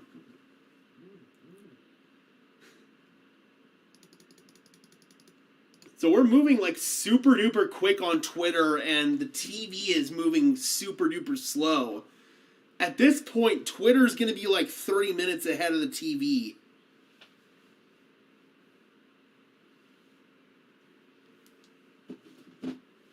Lions just drafted Matthew Stafford. Back to 2009 we go. Yeah, seriously, this is dragging out, man. Okay, so pick is in for the New York Giants.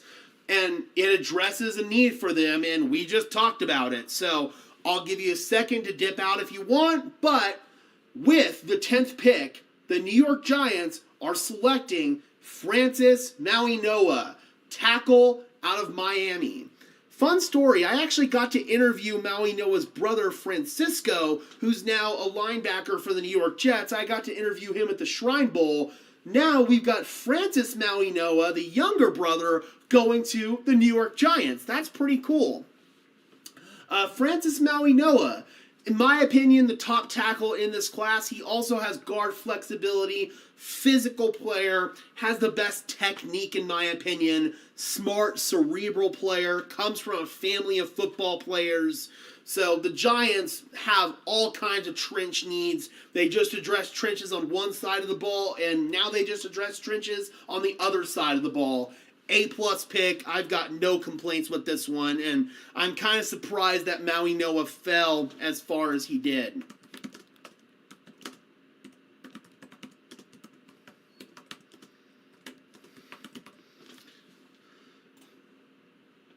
Here we go. Oh, that's pick number 10. Yeah, we're definitely moving a lot quicker on Twitter, so now, pick number 11, we've got the Miami Dolphins on the clock with their own first-round pick, the Cowboys with their own first-round pick, and then Atlanta at 13 the Rams at 13 with Atlanta's first-round pick. So those are the next 3 picks. We'll see if any trades come down here. One pick that I'm pretty certain is going to happen is Kenyon Sadiq to 13 unless he goes sooner than that. I keep hearing Kenyon Sadiq to the Rams. Kenyon Sadiq to the Rams. Please do not go offensive line at 62. Why do you feel that way, D-Rock? Because I would love if they went offensive line at 62. You're going to have long-term needs there. Ben Powers probably is in his last year as a Denver Bronco. You've got Luke Wattenberg, who, even though you extended him, you can kind of get out of this contract quietly after this next season. And you've got two aging tackles in Garrett Bowles and Mike McGlinchey. So you could fill a long-term need with the offensive line at 62, and I could definitely see it happening.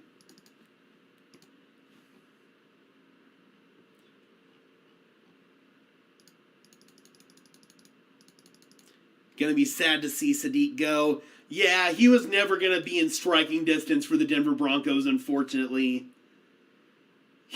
Yo, so DNVR's got Alex Singleton doing draft analysis for them. Maybe that could be a future career for him once he's done playing, man. Definitely seems like a very bubbly, outgoing person. I feel like Alex would actually be really good doing media. What are the odds of Denver trading up? Trading up into the first round, I would say almost zero. Like, I don't think that's going to happen in any given scenario. Trading up in general, I would say maybe there's a 25% chance that they do. It would probably be in the 45 or lower range if they were to trade up. I don't think that they would move up any higher than pick number 45. That's based on what I've seen just through the grapevine. All right, Miami, what do you got for us? All right, Jordan Tyson finally has been announced on TV. So, yeah, TV is just taking for freaking ever, man. We can go offensive line in the fourth. Understandable, but if there's a starting caliber player, especially a starting caliber tackle available at 62, that would be really hard to pass up because it's not often that you have starting caliber tackles available that late in the draft. So it's definitely something to think about, especially when you don't have an immediate need there. That player wouldn't have to start right away. I wonder if the league is telling players or is telling teams to slow down a little bit here picking these guys. Because they've got to fill 3 hours of airtime, if not longer, on NFL Network. I don't know if they have it scheduled out until 9 or 10 o'clock. But we're going to go as long as Twitter goes. And at this rate, Twitter might be done 30 minutes before the TV is. You also got to remember Peyton's history with second rounders. Cough, cough, Nick Bonito. Absolutely. Even Marvin Mims, really good player for a second round pick. So, yeah, the Broncos definitely have really good history of drafting in this area, and maybe it would benefit them well to not move. All right, so now they're finally announcing Spencer Fano on TV. And him being the first tackle off the board. So now we've got Miami on the clock, followed by Dallas, followed by the Los Angeles Rams.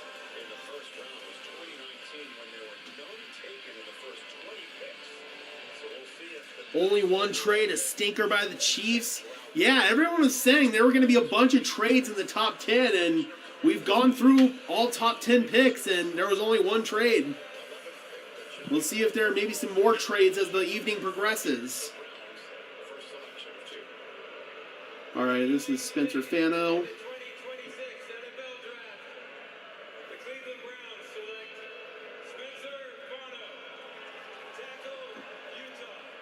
All right, so back-to-back tackles come off the board. They're going to be announcing Maui Noah next. It says until 9:30. Okay, that makes sense. So they shaved a half hour off of it. It used to go until 10.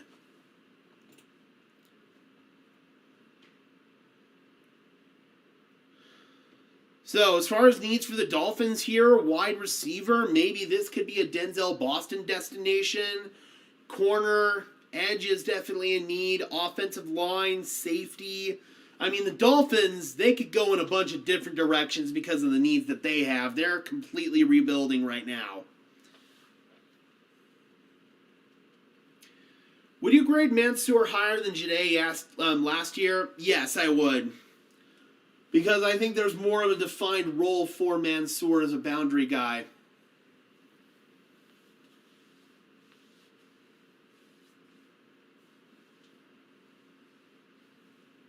So we still have Ruben Bain sliding down the board, and that's going to be really interesting because that slide stop here with Miami. Does he stay in Miami? Obviously, he had the kind of legal issues. He was involved in a deadly car accident where he was cited for careless driving. Teams are going to have to decide if they want to take that risk and deal with the PR nightmare. Here's Roger to announce Maui Noah. With the 10th pick in the 2026 NFL Draft, the New York Giants select Francis Maui Noah, tackle Miami. Roger, if you're going to announce the picks, you've got to learn how to pronounce these players' names, man. Seriously. I played offense and defensive line in high school. Need to keep the line strong and good backups unless we get a dominant inside linebacker. Absolutely. You've got to reinforce the trenches. You can never have too many good trench players.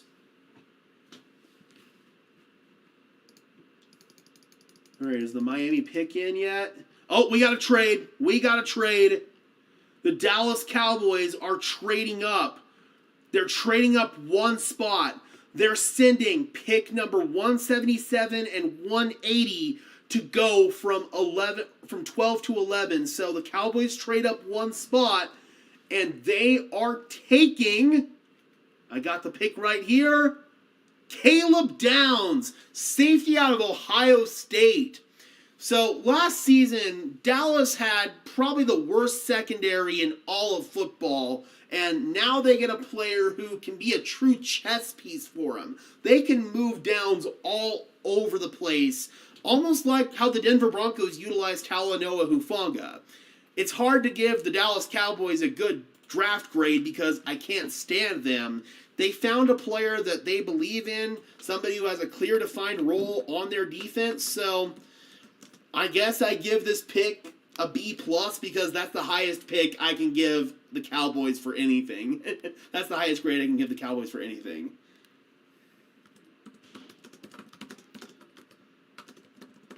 Here we go. There we go. Yep, Cowboys trade up. They send 2 late-round picks, number 177 and 180. I believe that's a pair of 6th-rounders, right? T.J. Ward said he believes that Jahdae Barron could be a natural free safety. I could see that. There were some visions for Barron as a safety coming out of college, and there were a few times that Denver utilized him at safety last year, and he actually looked pretty good. So I could definitely see that. All right, so after flipping their picks, Miami is back on the clock. Dallas, clearly they were worried about Miami taking Caleb Downs. That's why they traded up. Very interesting. Or they were worried about somebody else trading up with Miami. Maybe there was another team out there that had a deal with Miami and Dallas jumped in and they were like, no, we like Caleb Downs, so we're going to take Caleb Downs. Dallas needs to draft all defensive players this year, in my opinion. Yeah, I'd agree, man. If their game against the Broncos was any indication, and I did watch Dallas all year long last year, but the game against the Broncos was a perfect example of their defense just getting shredded. Absolutely shredded. So, I agree. They desperately need defensive help.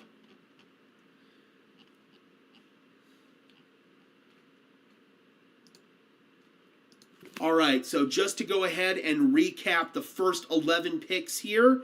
First overall, no surprise, Fernando Mendoza to the Raiders. David Bailey, Texas Tech edge rusher, number 2 to the Jets. Notre Dame running back Jeremiah Love, number 3 to the Cardinals. The first big surprise, Carnell Tate, the wide receiver out of Ohio State, to the Tennessee Titans. Arvell Reese, the Ohio State edge rusher linebacker hybrid, to the New York Giants at 5. Mansour Delaney, the Chiefs traded up for him to get him at number 6, the corner out of LSU. Sonny Styles, the linebacker out of Ohio State, went to Washington at 7. Jordan Tyson, number 8 overall to the Saints, wide receiver out of Arizona State. And then back-to-back tackles with Spencer Fano, the offensive tackle out of Utah, to Cleveland at 9. And then number 10, Francis Maui Noah, the tackle out of Miami. And then number 11 overall, the Dallas Cowboys. They trade up one spot and they go with Caleb Downs. So that is the recap for the first 11 picks in the draft. Miami is back on the clock after trading down one spot, and that is where we sit right now. As far as the TV is concerned, they're just now on the Caleb Downs pick, so the TV kind of got caught back up here. Cowboys defense was leaking like a sieve all season long. It really was, man. So you've got to address that. No matter how you do it, you've got to address it. And that's exactly what they did.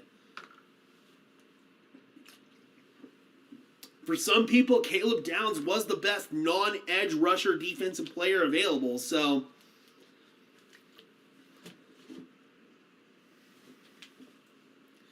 however the Broncos draft, I hope it's not a tweener. Sanders and Barron are tweeners, and it may not work for both. Definitely with Sanders, and obviously the injuries didn't help that. With Barron, I'm hoping they can settle him into something long-term. I would agree, though, because players who don't have clear, defined roles, more often than not, don't work out in the NFL. That's just a fact. If you've got a clear, defined role, you've got a much better chance of hitting it out the gate strong.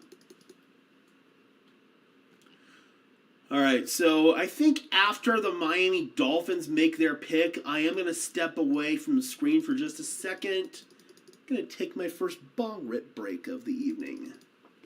So we'll go ahead and do that after we get Miami's pick and analyze that.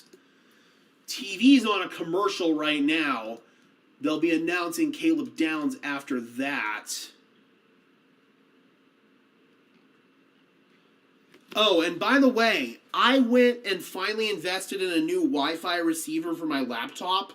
That was cheaper than buying a new laptop, so we don't have to do the route the internet through the phone crap anymore. So we're not dropping every hour like we used to and having to reset the stream. So that's something now heading into the season that we no longer have to deal with, which is good. I hated having to deal with that. Drew Sanders, Maverick.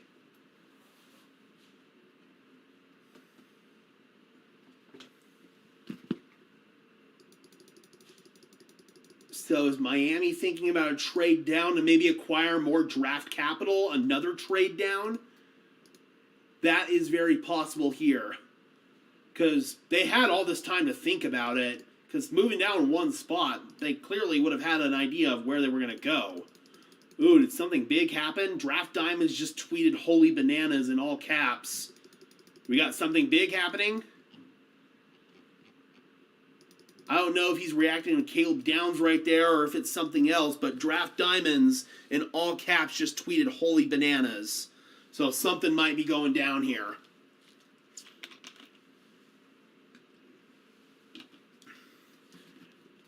Yeah, I'm on NFL Network, and they're just as slow.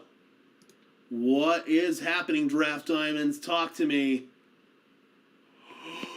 Oh, hello! Oh, hello! Okay, I don't have the 12th pick yet with Miami, but I do have the 13th pick. And it's a shocker! Oh, hello!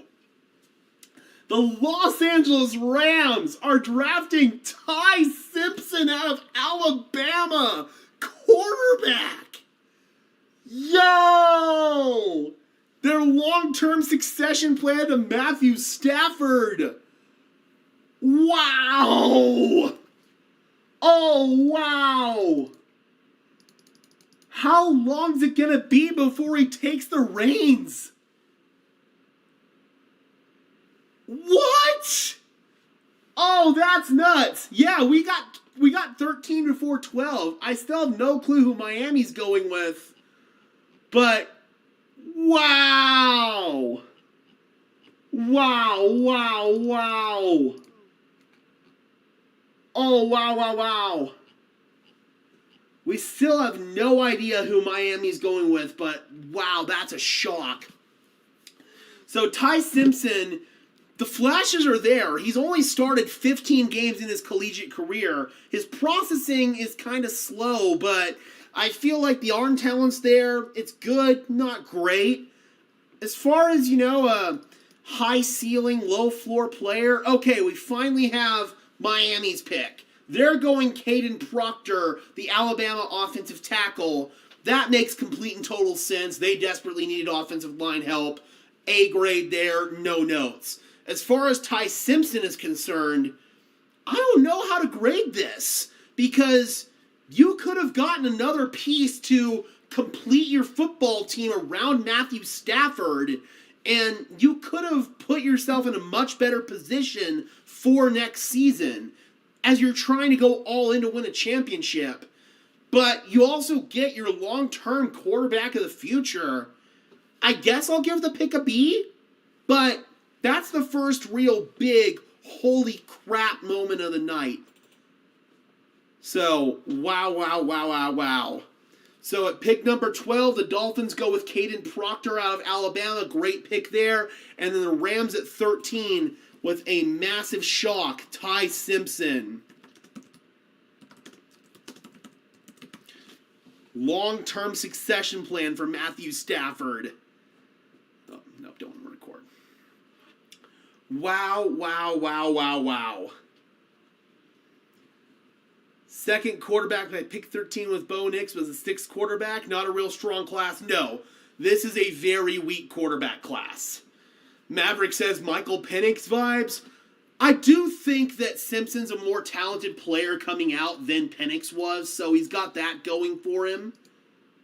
And Stafford, realistically, is only going to be there for 1, maybe 2 more years. It's not like a 4-year deal that Kirk Cousins got.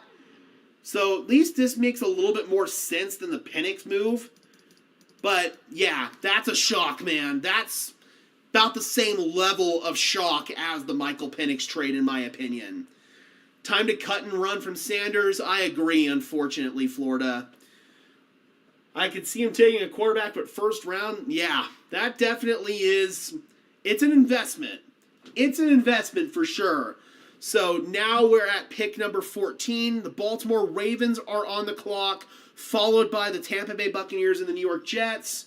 I'm going to go ahead and bring in the audio here from NFL Network for you guys.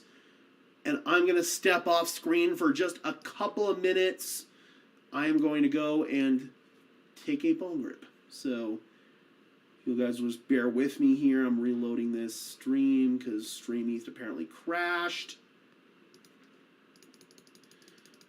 I mean, realistically, we don't really need the TV. It's just kind of nice to have it there for when the pick gets announced.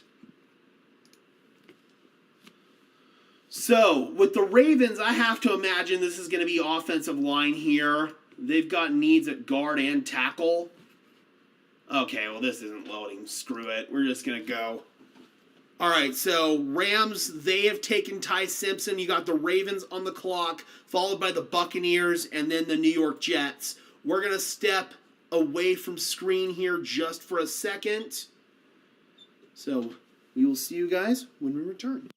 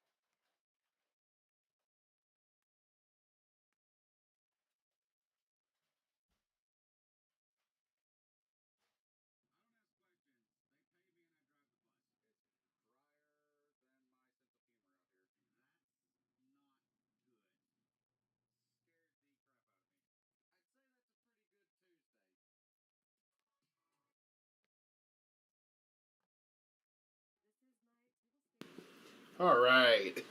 Back like we never left. Has Baltimore made their pick? Not yet. Man, TV. They're still at pick 12. They are dragging right now. So they just announced Caden Proctor on TV. I want to see the reaction on TV when they announce Ty Simpson.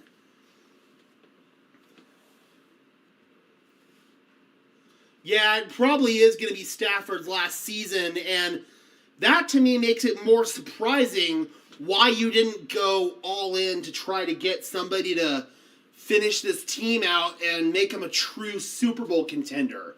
They were in the NFC Championship game last year, and maybe they could have gotten that one last piece to put them over the hump. I will say, though, and I thought about this, I forgot to tell you while I was taking that bong rip, Les Snead, the Rams GM, actually told Ty Simpson's camp that he's got first-round value at the NFL level. If he didn't know that, then he probably wouldn't have declared for the draft this year. And Les Snead just put his money where his mouth is and drafted him to be the long-term succession plan at quarterback. Wow, wow, wow, wow, wow. So we're still waiting here on the Baltimore Ravens. If I had to guess right now with Baltimore, I'm probably going to say it's Oliva Vega Ione. That's probably going to be the guy I'd go for there. He's got really high potential as a starting guard, and last year Baltimore had Daniel Fa'alele as one of their starting guards, and it was kind of a meme across the NFL just how bad Fa'alele was. He has since followed Harbaugh to the New York Giants, so they've got a need there. That definitely would make sense for them. So we'll see if that is the direction that they want to go. That's a common mock draft pick I've seen for them.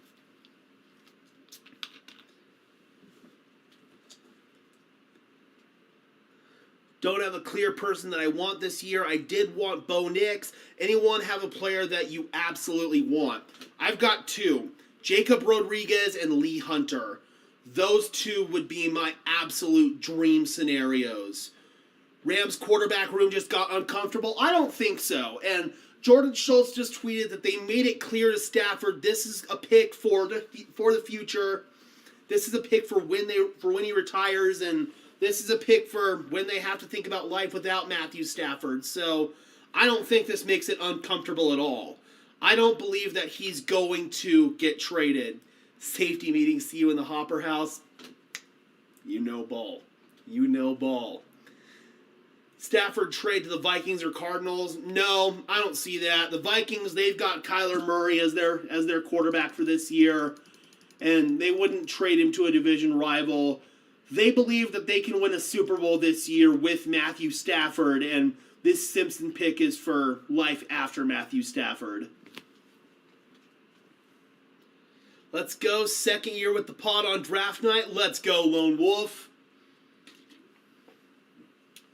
You're after Sadiq and Rodriguez? Well, I thought that Sadiq was going to be the pick for the Rams. That's one of the reasons why I was so shocked that they went with Ty Simpson. It turns out that Sadiq news might have just been a smokescreen. So now the question is, how much further does Sadiq fall? Okay. It's early. Yes, it is early. But listen to this. When the Simpson family was trying to make the decision about whether or not he should enter the draft or stay in school, they consulted, among other people, Rams GM Les Snead, who told the family Simpson is for sure a first-rounder. Well, there you go. Actually has the opportunity to make it happen. 13th overall is the Rams' spot because the Atlanta Falcons. There's Sean McVay and Les Snead right there. I want to hear the reaction from the fans and from the media when they announce this one.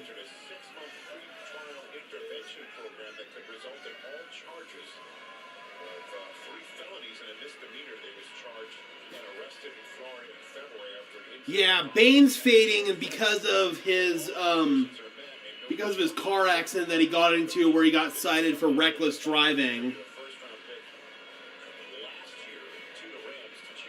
Jeez, they're dragging this shit out on TV, man. Do we have Baltimore yet? Okay, we've got the Ravens pick, but let's go ahead and listen. Oh, they're still not announcing it. Okay, so I'll just go ahead and reveal the Ravens pick real quick. It's Oliva Vega Ione, the guard out of Penn State. We just talked about him. Ravens had a glaring need there, so it made sense. He was on a bunch of mock drafts going to the Ravens, so it makes complete and total sense. We're still waiting for them to announce Ty Simpson, because I want to hear the reaction to that. Okay, so the Ravens, they go with Ione, or Ioane, however you pronounce it, the Penn State guard.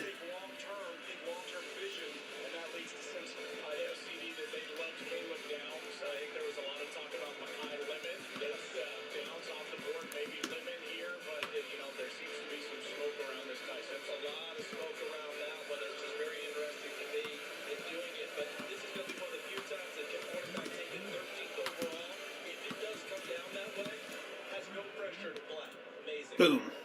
With the 13th pick in the 2026 NFL Draft, the Los Angeles Rams select Ty Simpson. Kind of a mixed reaction from the fans.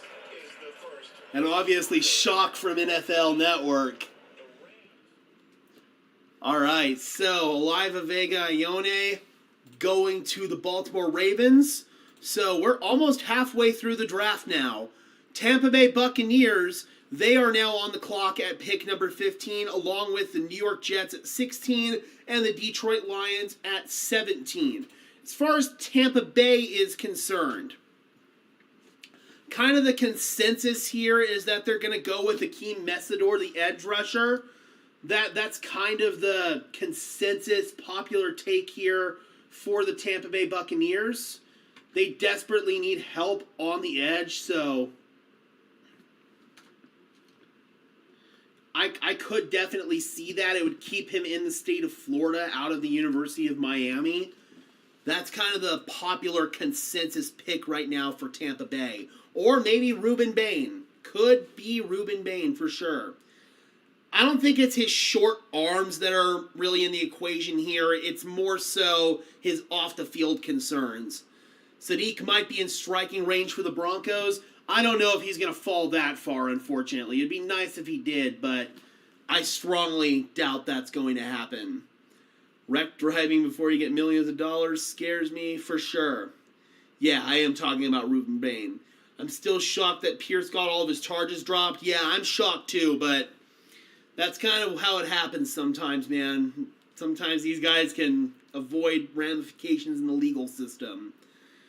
Short arms and the issues make him an understandable slide. We'll see how much farther he slides, man. Maybe Tampa Bay takes the risk. They definitely could use a high-ceiling player, and Ruben Bain, just from pure physical talent perspective, #1 player on my big board. So I could see them going in that direction for sure. It's just, do you want to deal with all the associated crap with Ruben Bain?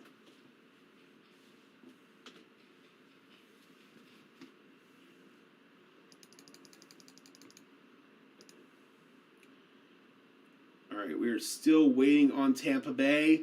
I would be shocked if this isn't Akeem Messidor or Ruben Bain here. It's got to be an edge rusher.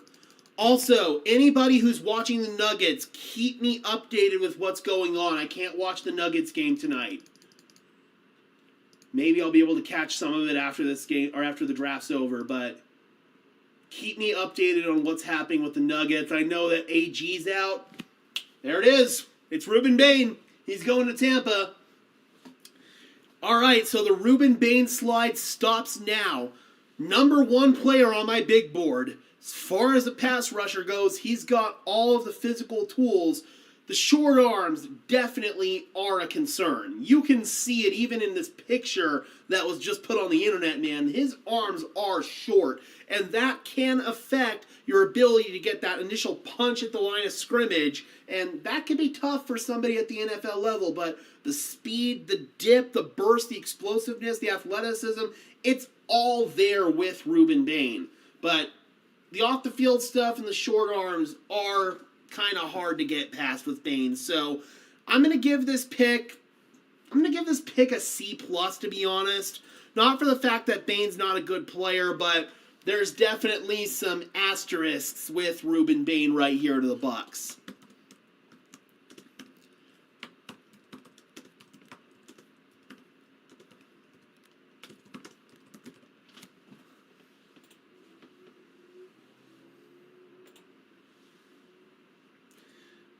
Yeah, I don't think we're going to be able to pull off a trade for Sadiq, unfortunately.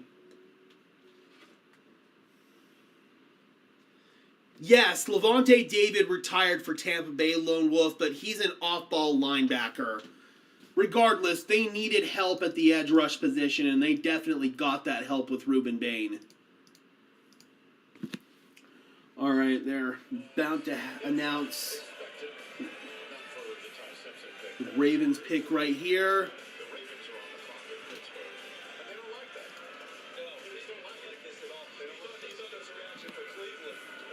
All right, they're about to announce Oliva Vega to the Ravens, and then they're going to announce Ruben Bain to the Bucs. We've now got the Jets on the clock at pick 16, followed by the Detroit Lions at 17, Minnesota Vikings at 18, and the Carolina Panthers at 19. And Panthers, I'm seeing in the chat, that could be a potential stop for the Kenyon Sadiq slide. Mekhi Lemon fell due to the interviews. Interesting. I hadn't heard that. If he didn't interview well, that's not great. All right, Vega Ioane to the Baltimore Ravens. He's going to go to the Panthers, Kenyon Sadiq. I don't get the Chargers hype. They get hyped every single year, man, and they never are able to meet the expectations. As far as I'm concerned, I'll believe it when I see it with the Chargers. Now someone takes Sadiq before the Chargers pick. So they pick at 22. Carolina at 19 is looking like a pretty good option for them.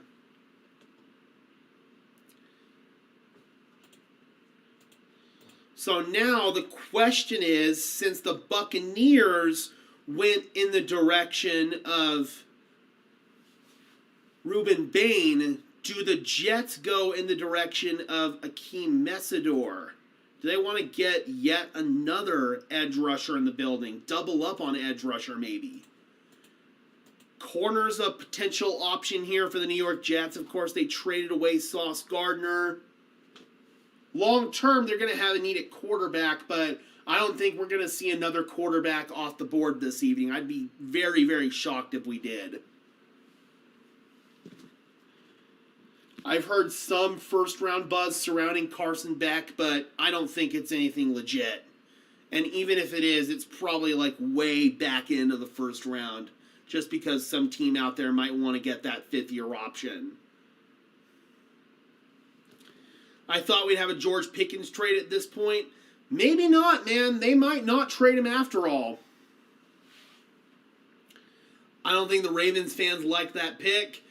I think it's a good pick for them, man. They desperately needed trench help, and if they want to be that dominant rushing team that they're known for, this is definitely going to help them get back to that. Who takes Thielman? I'm not sure, man. Maybe Vikings at 18. I've seen the Vikings potentially be being an option for him.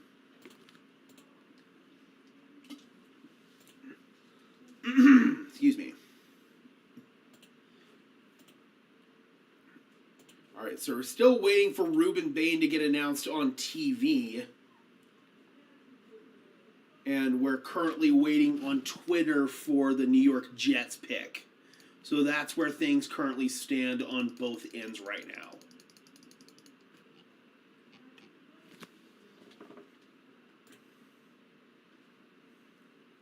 Drafting linemen is like buying socks. You need them, but you hate to pull the trigger.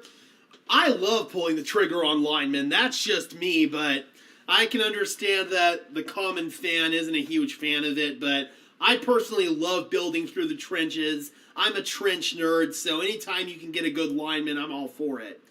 Oh, what's up, KB? How you doing, man? What's up, brother? What are your thoughts on the linebacker out of Texas Tech? What pick would you be comfortable with us taking him?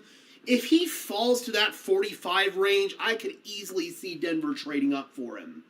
He's one of my top players in this class. He's actually my number one linebacker overall. Okay, the Jets pick is in. I don't know if people are going to like this. But with the 16th overall pick, the New York Jets are taking Kenyon Sadiq, the tight end out of Oregon. The number one tight end on the board. He's an all-around tight end that can do everything. He can play inline. He can be a receiving threat. My top tight end in this class. I love him, but I knew that he was never going to be an option for the Denver Broncos, so I never had my head in the gutter with that one. It was the question of how high was he going to go, and now he actually pairs with Mason Taylor on the Jets, so the Jets now have a really good 1-2 punch at the tight end position, and we've seen an uptick in multi-tight end personnel in the NFL these past couple of years, especially last year. So I feel like this lines up with the way the wind is blowing in the league right now, and yeah, I think it makes complete and total sense, man. I know Broncos country is going to be upset with that one, but Kenyon Sadiq is gone, and we are now officially halfway through the first round and halfway through the evening. Thank you guys so much for tuning in. 33 people in the house as of right now. Not a bad crowd whatsoever. It's just good to be back talking ball with you guys, man. I've missed you guys. I've missed talking ball, so it's just so good to be back in the normal swing of work. Yep, Sadiq to the Jets. Unfortunate. Vikings getting Price, the running back, wouldn't be bad. Yeah, that's true. That's definitely true. Excuse me. I think that they're going to go in a different direction, though. I think that they might go safety.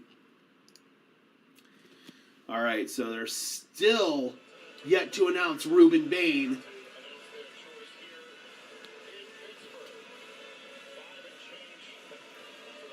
I'm sick, the Jets. Yeah. But at the end of the day, could have been worse, man. At least he's not in our division. Tight ends are too risky to pick high. They usually pan to a decent starter, just not worth first-round picks, except Bowers, of course. For sure, but at least Denver doesn't have an immediate need right there. You've got time to develop. How about now?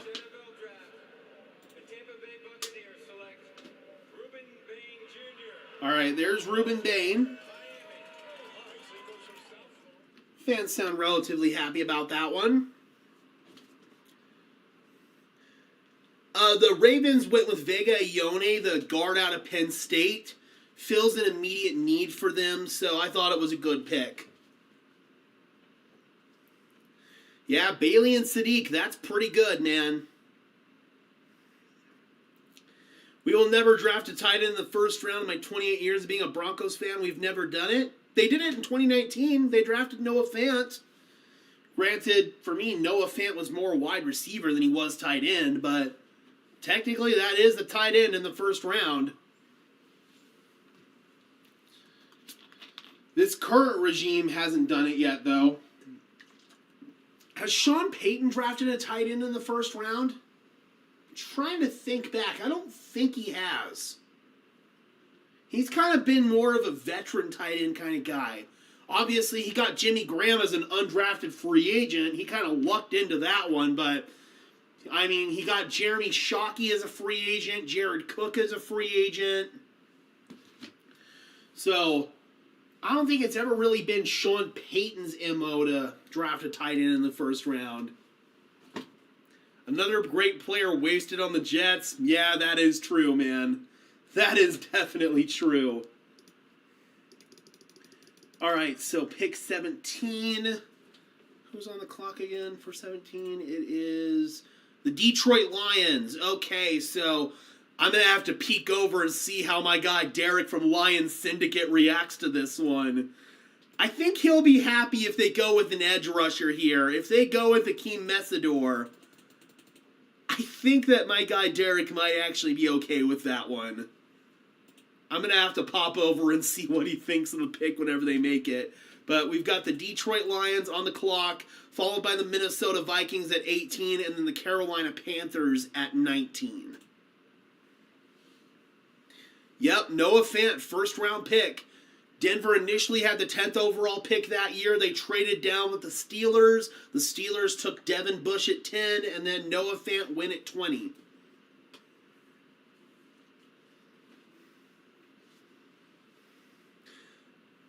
Deebo Samuel? No, I don't believe so, right? Unless I completely missed something. No, he's still a free agent. So, I don't know if that's realistically an option for Denver. If it were to happen, it probably would have already happened. Okay, so Lions, they do go with a trench player. They go with an offensive tackle, Blake Miller out of Clemson. 6'6", 317 pounds, former wrestler.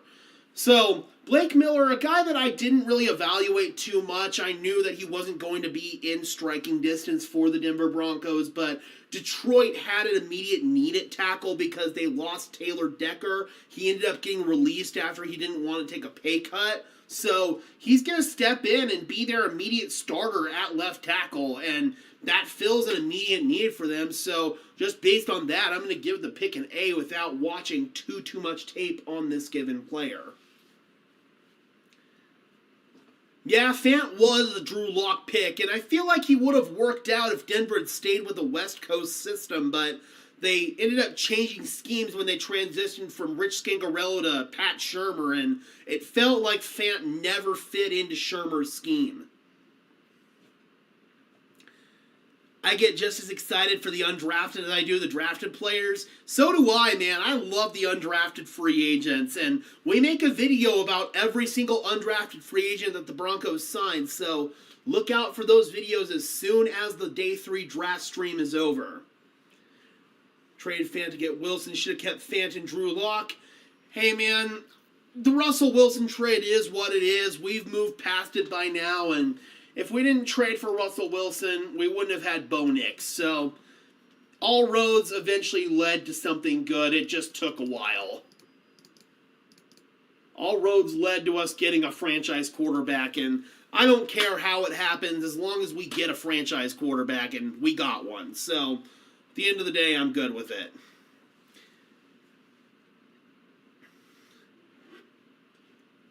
Taylor Decker, I'm assuming you're talking about right there. He is a really good player. Doesn't really fit any needs for Denver, but he is a really good tackle that I feel like is going to step in and be a starter somewhere this coming year. Wrestlers have a strong base, great hands, and good conditioning. All three of those things translate to being a good tackle at the NFL level. And the Lions, they know good offensive linemen. They've always been able to draft good offensive linemen. So I feel like this is going to work out really well for Detroit. Oh, snap, I almost forgot. Gotta update my graphic here. Sorry, guys.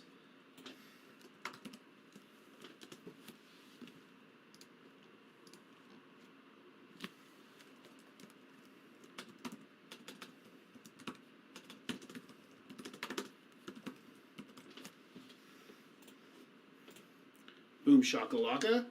All right, so we are now at pick number 18. Minnesota Vikings are on the clock, followed by the Carolina Panthers, Dallas Cowboys, and then the Pittsburgh Steelers, the team who is hosting this year's draft.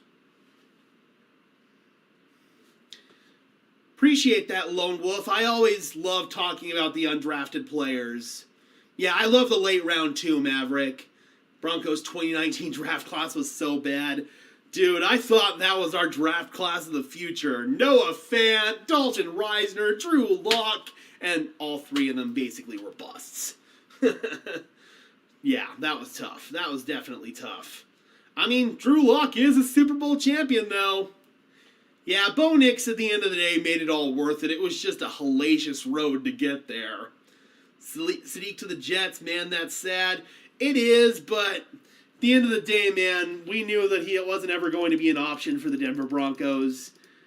I never swallowed any of the Kool-Aid on that one, so... Has the Nuggets game tipped off yet? Can't wait to see the Jets crap on the Pats.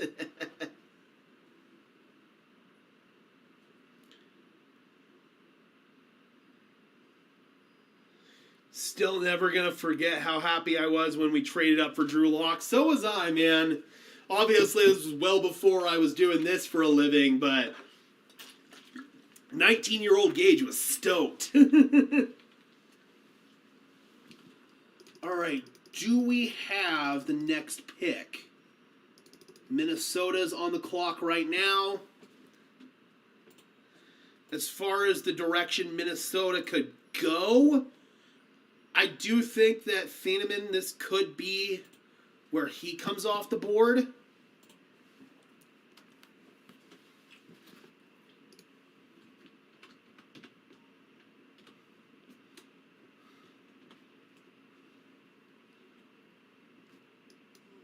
At this point, Minnesota, they don't know what the status of Harrison Smith is. They're keeping things open for him, but he may or may not return. Oh, holy shit! Wow! Oh, I did not expect this player to go so high. The pick is in for the Vikings, and it's a shocker.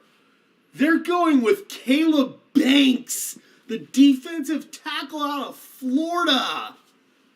Oh, hello! So Caleb Banks, without a doubt, first-round talent, but there were injury issues with him. He had some foot issues, I believe, and that pushed some teams away. I know there were teams out there that took him off their draft board. Minnesota was not one of them. Brian Flores gets a new toy. Oh, man! If this works out for them, this is a slam dunk A-plus pick. Caleb Banks has Pro Bowl, All-Pro potential, but you can't look past the injury concerns. I'm going to give this pick a solid A because it's got the potential to be so good, but this is probably the second big shock of the night. Vikings going with Caleb Banks. Wow, wow, wow. The question was he going to go in the first round? In the first round, he sure as hell does. He goes with the 18th overall pick. Wow, wow, wow, wow, wow. Oh, Drew Lock was leaps and bounds better than Paxton Lynch, but unfortunately, that's not a very high bar to set. 13-year-old Maverick thought we were going to be good again. Yeah, I did too, man. Okay, the game just tipped. Fantastic. Keep me updated, guys. I hope we can bounce back tonight. We desperately need to. What do you think on Johnny Wilson, the UDFA we signed last draft class? I believe you're talking Johnny Walker there. One of my favorite players in last year's draft class, and somebody that I didn't think deserved to be an undrafted free agent. He was definitely raw as a rookie. He ended up playing pretty rough in training camp, and then he broke his leg. I'm hoping that he looks better in this year's camp because when I scouted him in person at the Shrine Bowl, I fell in love with him. I saw Nick Benito light with his burst, his explosiveness, his get off at the line of scrimmage. I mean, he reminded me so much of Nick Bonito.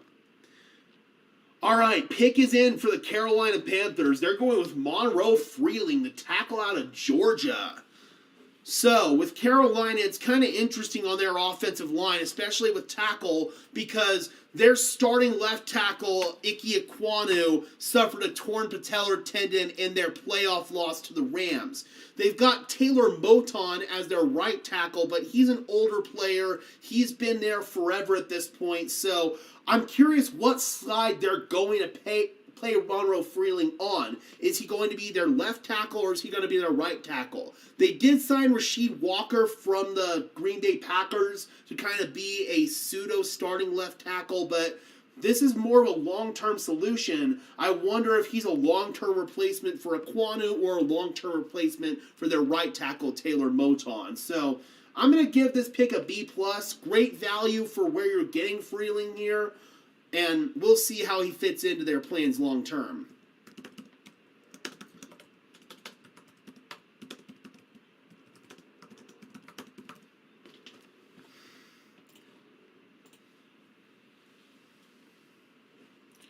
Puck's going to drop tonight for the Avalanche.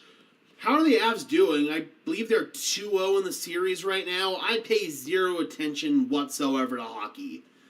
I'm just a football and basketball fan. Drew Lock had a 55 touchdown season. He should have come out after his junior year. He would have been a top 10 pick. Yeah, I know that he got a lot of buzz after that junior season. All right, so Caleb Banks to the Vikings. Oh, Eagles are trading up. Eagles are trading up. So we had the Carolina Panthers who just took Monroe Freeling.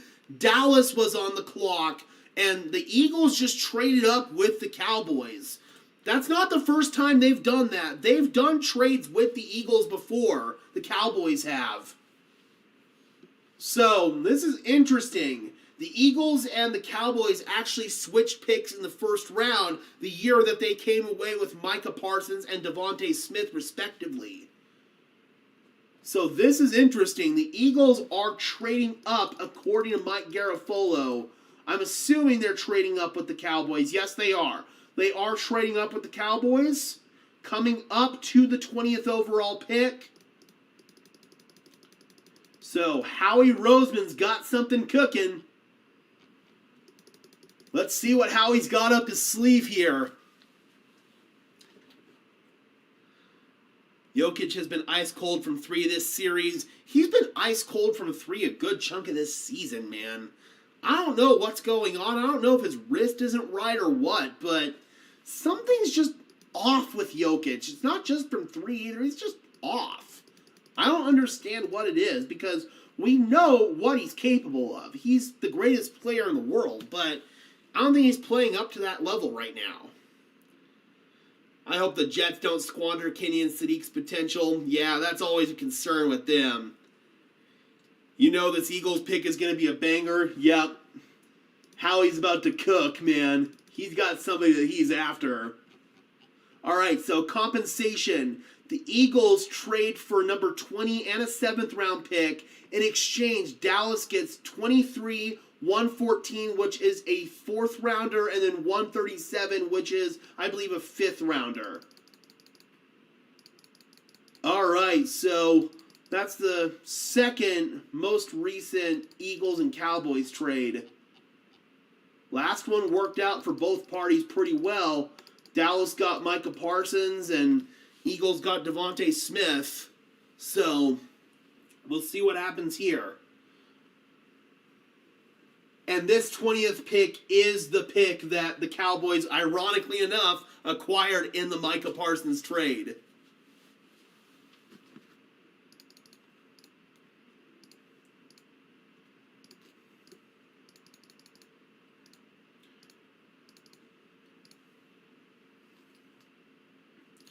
All right, so we're still waiting to see what Howie does here. Does he want to go corner? Does he want to go tackle? Oh, God, dude. Could this be for Jacob Rodriguez? I'll cry if he ends up going to Vic Fangio, bro. Broncos would never trade with the Raiders, Chargers, and KC? No, they wouldn't. That Vrabel mess is crazy. Does he end up stepping down? I doubt it. I mean, I'm doubting it more and more as time goes on. He spoke to the media tonight, so I doubt it. I think he should, personally, because getting that cozy with a credentialed NFL reporter jeopardizes the competitive advantage that other teams have. And it gives the Patriots an unfair advantage. And at the time Vrabel was with Tennessee, it gave the Titans an unfair advantage. And there's starting to be some rumors coming out that Rossini being so close to Vrabel is what influenced the Julio Jones trade and him getting traded for only a second-round pick. So at this point, man, I feel like Vrabel needs to resign, but it's probably not going to happen. Oh, wow, okay, the Eagles pick is in, and this signals what's coming next for the Eagles. They're taking Mekhi Lemon, the wide receiver out of USC. That means that A.J. Brown is definitely getting traded. It's not going to happen until after June 1st because Brown's salary gets cut in half after June 1st. It would be just a $20 million dead cap hit for the Eagles as opposed to a $40 million dead cap hit if they trade him after June 1st. So that's when Brown is going to get traded, most likely to the Patriots, speaking of. But they've now got their potential wide receiver one to pair with Devontae Smith in Mekhi Lemon. I love this pick. I think Lemon's going to step in. Most likely is going to be their ex-receiver. He can play in the slot as well. I love his route running. One of my favorite players overall in this class. And we knew that Howie was going to cook. He cooked. So, A-plus pick. No notes. Howie Roseman doing Howie Roseman things, man. I mean, the Broncos probably have the second best GM in football in Howie Roseman, or in George Payton, but Howie Roseman is in a league of his own.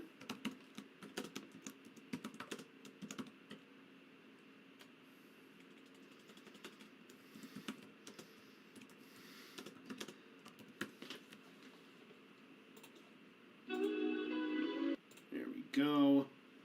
There's another flash of the welcome screen. A.J. Brown, my fantasy bust last season. Yeah, man. When he's not getting force-fed the ball on go routes and stuff like that, go routes and slants, he's not going to put up the numbers. Yeah, the salaries have ballooned. I mean, it is kind of crazy that we're saying just $20 million. But glad we didn't go for A.J. Brown. Talent, but a diva. Quite frankly, I think even his talent's overrated. He's not the greatest route runner in the world. He's basically got two routes. He's got a slant and he's got a go. Oh, and he's got a stop too, so 3 routes. Congratulations. Yeah, for me, A.J. Brown, not worth the headache. The talent doesn't match the level of bitching that he does. So, yeah, I'm good. Thank you. John Lynch is definitely the second best GM. They lost like 12 starters last year and still came back and won 12 games. That's a fair argument too. It's kind of a pick your flavor thing there. I'm a little bit more of a George Payton guy. I feel like long-term George Payton has made more sustainable moves than John Lynch, but you could definitely make an argument for John Lynch right there. I'm not shitting on Lynch at all there. When I heard Vrabel and Rossini has been in an affair for 6 years, yes, that is indeed what the evidence suggests. Some pictures came out from March 11th of 2020, which ironically enough was the day that the world shut down because of COVID. They were in a bar in New York City, and those were probably the most incriminating photos out there because they literally showed them kissing. So I don't think you could sweep any of that under the rug, man. You could try to brush off what happened in Arizona and say that that was a one-off thing. Clearly it wasn't. So, yeah, as far as I'm concerned, Vrabel should resign because him being that close to a credentialed insider, it just jeopardizes so much with the league. But We all know that the NFL is a good old boys club, and Vrabel's going to get a slap on the wrist. Maybe he's going to get a fine or something like that. Roger Goodell said that it's a personal matter and it's not a league matter. I think that's a bunch of bull. 4 points with 6 minutes left in the first? Come on. Wake up, Denver. Seriously. God, man, the Nuggets. I get irrational sometimes with the Nuggets. I'm a Broncos analyst. I can usually keep a pretty level head with the Broncos. I get over the edge with the Nuggets, man. I am truly a Nuggets fan. For A.J. Brown, we did not need A.J. Brown. All the rumors saying who was going to go over to the Broncos was false. I'd prefer Jane Waller over A.J. Brown. Let's see what the Patriots will do. It's a bunch of nothing. That's BS. To do something. I mean, I don't know, man. And say on Spotify. I think that this is going to spill over for the Patriots this year, and they're going to have a tough year as a result. Do it over. I think that the Patriots are going to miss the playoffs this coming year. Yeah. Well, first say computer stop. 4-12. Ziggy, come stop. on, man.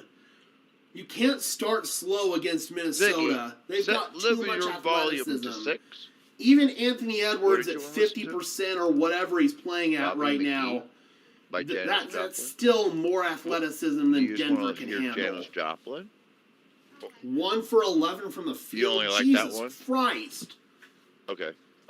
Bobby McGee? Not good. Ziggy, Not good. play Bobby McGee by Janis Joplin on Spotify on Living Room, please. Reset my internet on my other computer. Yeah, me and Bobby McGee. I think it's because the Nuggets are so talented, but they make so many mistakes, it comes down to a lack of discipline for sure.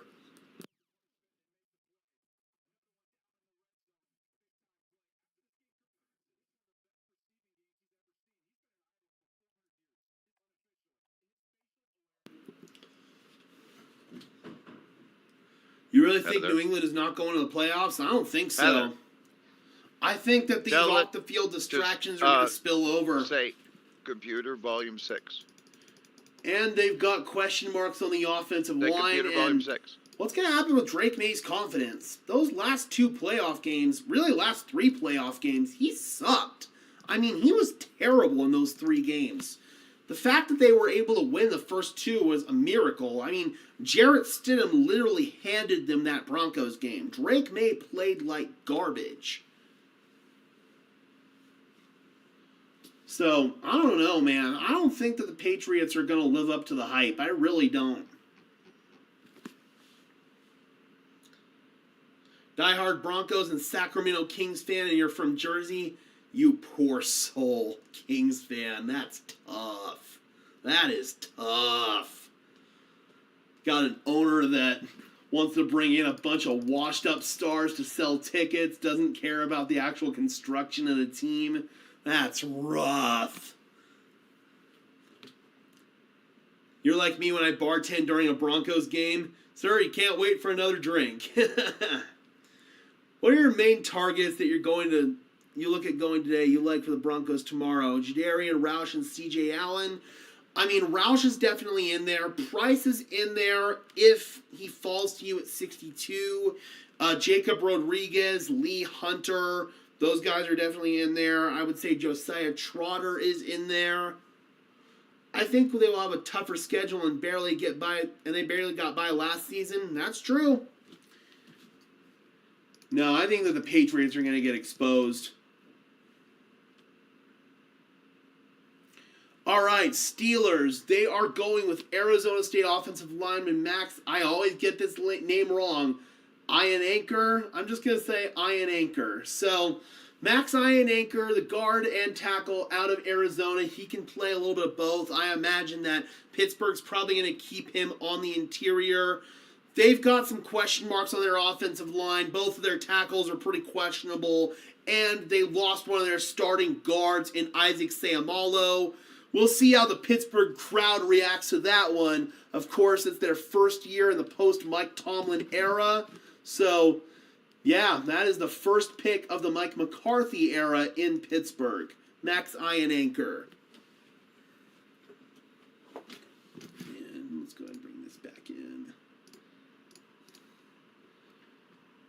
I'll update the graphic in just 1 second, guys. Let's see how the local Pittsburgh crowd reacts to that one. I want to make sure I spell Max's last name wrong, or spell his name right. Sure, I'll just spell it wrong. So that's pick number 20, or that's pick number 20.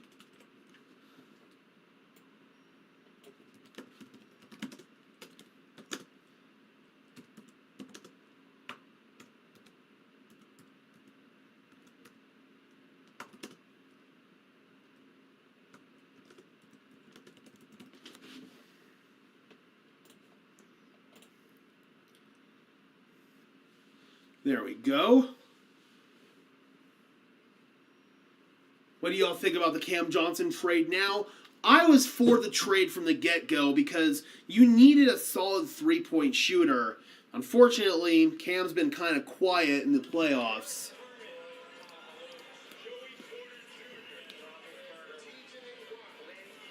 My family lives in Massachusetts and they say the same thing.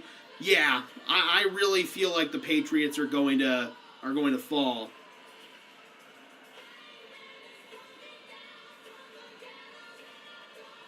I think they're playing, well, they're playing Renegade right. Oh, you know what? I actually need to mute that. That's copyright music. Ooh, that's close. Hopefully this stream doesn't get a copyright claim. I hope the Steelers don't take back Aaron Rodgers. I think he is going to sign back with them, but it's not going to happen until after minicamp's over. Rodgers doesn't want to participate in minicamp or any of that crap.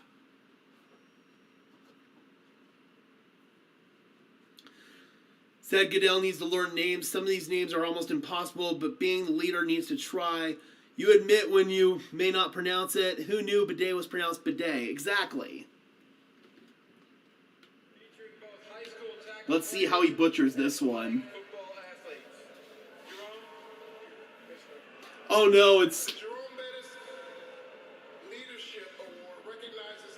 Yeah, Jerome Bettis is announcing it instead, so Roger can't butcher this one.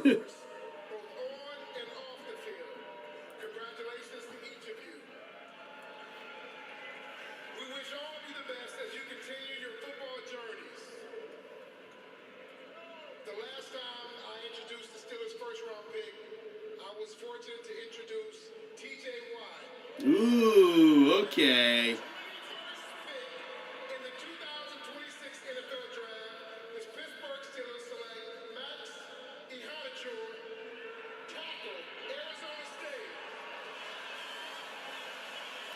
Steeler Nation seems pleased.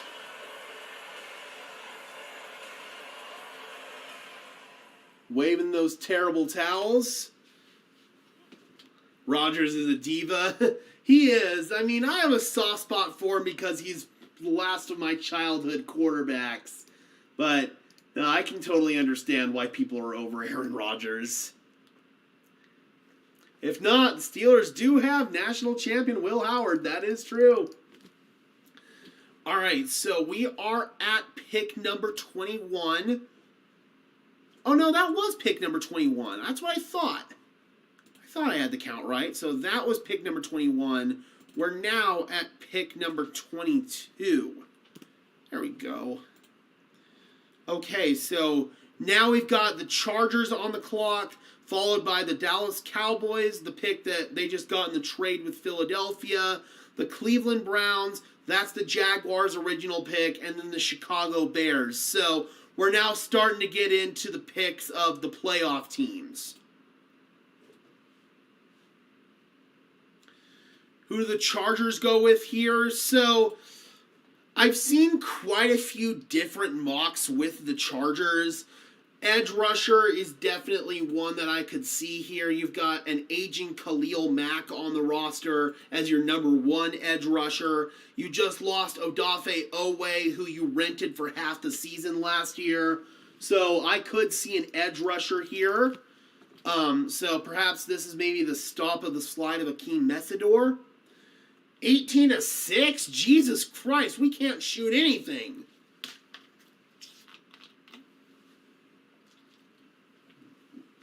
Never liked Rodgers, arrogant AF. God, what is going on with the Nuggets? They're 2 of 18, bro. They're 2 of 18. Come on. Okay, it is Messidor going to the Chargers. They needed an edge rusher, and they just got probably the top edge rusher on the board. All right, so that's pick number 22. I thought that Messidor was kind of a shoo-in to go to Tampa Bay, but Ruben Bain fell into their laps, so they went with him, and the Chargers benefit from it.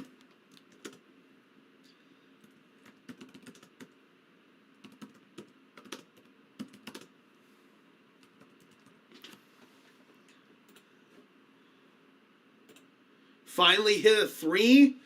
Let's go. Who hit it? I'm going to guess it was Murray. All right, so Akeem Messidor to the Chargers. I give this pick a solid A. Fills an immediate need for them. I don't think that Messidor is going to be an all-pro edge rusher, or I don't think he's going to be like prime Khalil Mack or anything like that, but certainly can develop into a really solid long-term starter for them. So, yeah, I think this is a solid pick. Who's Miami going to get for our Waddle trade? Oh, Hardaway? That makes sense. That definitely makes sense. 6th man of the year, baby. As far as Miami, they've got needs pretty much everywhere, so they could go in a bunch of different directions. They did fill a much-needed offensive line hole with Caden Proctor, so maybe they go wide receiver, corner, edge rusher. There's a lot of different directions that they could go. Calling it now, Cole Payton will be the 3rd best quarterback. I like Cole Payton, but I like him more as a hybrid player that could maybe be in the Taysom Hill role. I question his arm talent at the NFL level. I just don't know if he can sling the ball into tight windows. His athleticism is phenomenal. I mean, absolutely phenomenal. I think that he's got the potential to be a really good athletic running quarterback, but that arm, sometimes it's pretty tough to watch. Again, guys, thank you so much to everybody rocking with me tonight. We are mostly through the draft here. We've got 1, 2, 3, 4, 5, 6, 7, 8, 9, 10 more picks to go. So, hope you guys are looking forward to it. And then tomorrow, the Denver Broncos will be picking 62nd overall unless they trade up or trade down. So, hope you guys are looking forward to that. God, absolutely embarrassing by the Nuggets, man. Completely and totally embarrassing. I mean, yes, honestly, Jeff. There are plays where Peyton cannot hit the broadside of a barn. Oh, Twitter says the Avs just scored. 25-11, that's disgusting. The lack of effort and fight back from this team pisses me off. They're so talented, yet in the big moments they shrivel up and die.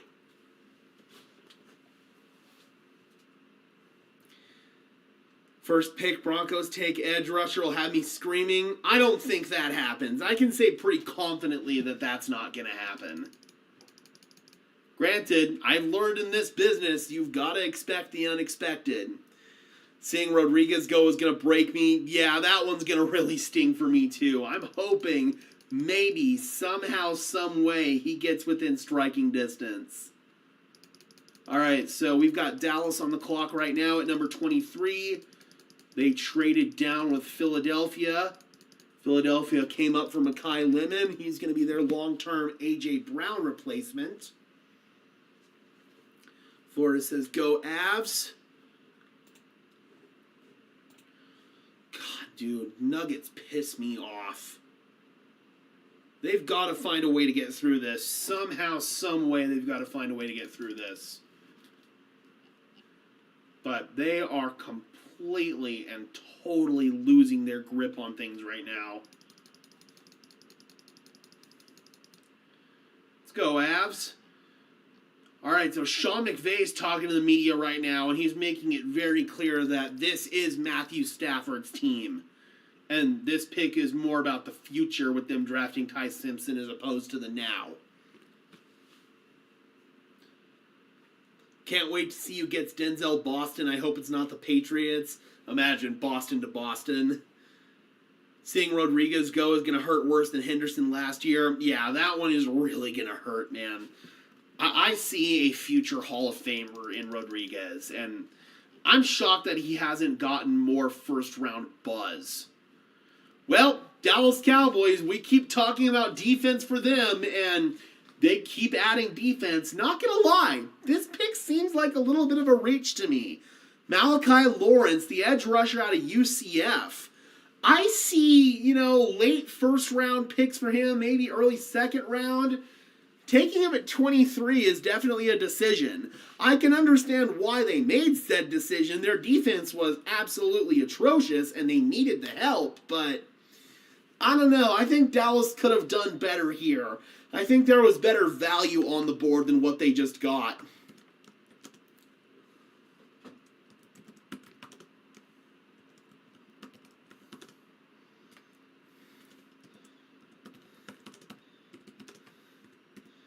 Yeah, I don't know, man. That might... Oh, there's the other start screen. That might not have been the pick if I were leading the Cowboys, but I can totally understand why they did it.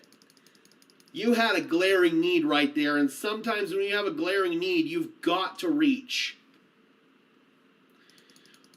Oh, the Steelers taking Ian Anchor. This makes a little bit more sense. I forgot. Broderick Jones, their left tackle, he's got a neck issue that is starting to concern some of the medical people for the Steelers. So maybe that's their decision there. Maybe that's why they did that.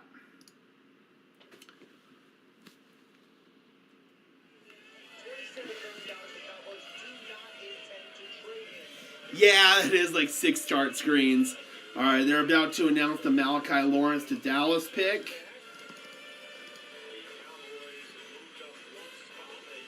So, Cleveland Browns are now back on the clock at pick number 24. This is the pick that they got when the Jaguars traded up last year for Travis Hunter. Then we've got Chicago at 25, Buffalo at 26, and the 49ers at 27.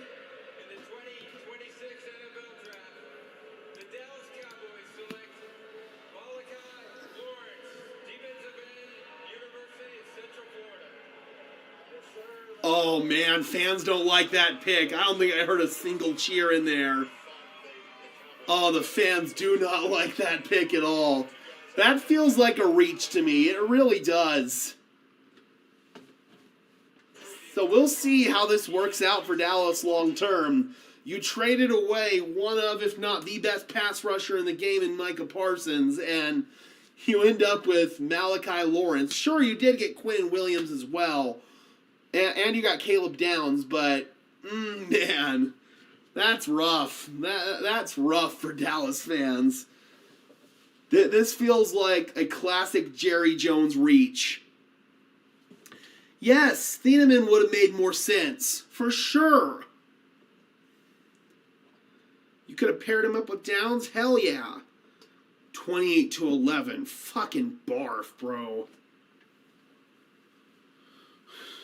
Gee whiz. This team, man, they're so frustrating. They've got all the talent in the world. They could win championship after championship. But bad ownership is ultimately going to get in the way of that happening. I hate it. I absolutely hate it. We've got the best basketball player in the world, and you've got OKC, and say what you will about OKC, and I have plenty to say about OKC. Their GM, Sam Presti, is the Howie Roseman of the NBA. The way that they've constructed their team around their superstar in comparison to the way that Denver has constructed their team around their superstar, it's just ridiculous. It's freaking ridiculous. 5 for 25 and 1 for 10 from 3. That is gross. Rage Madrid Nuggets edition. Seriously, I might have to start talking Nuggets more often. Can't understand how I'm not a multi-millionaire if Jerry Jones can make money with no football intelligence. No kidding, man. Just goes to show how stupid Cowboys fans really are. All right, is Cleveland's pick in yet?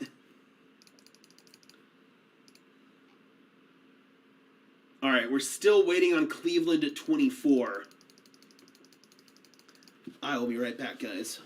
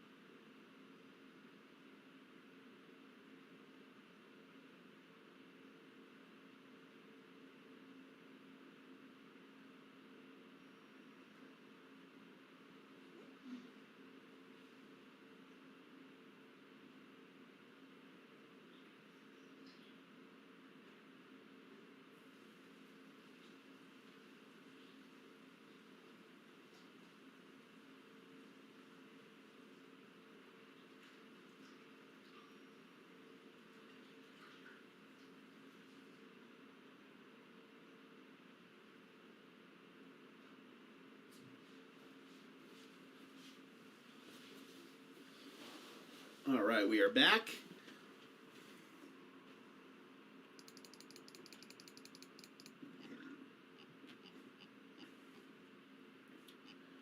Did they draft KC? I'm not seeing that yet. I am not seeing that on Twitter.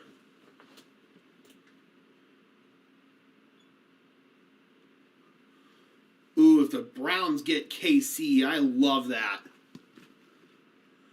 I absolutely love that for them. That gives them a slot option. I absolutely love that for them. 32-17. Come on. Draft diamonds? Let's see.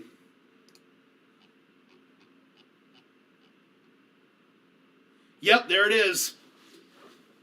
Okay. I like that pick for them, man. They needed a slot option desperately. It sucks because I really like KC and I feel bad that he's going to Cleveland, but as far as the need is concerned, they needed that. They needed receiver help.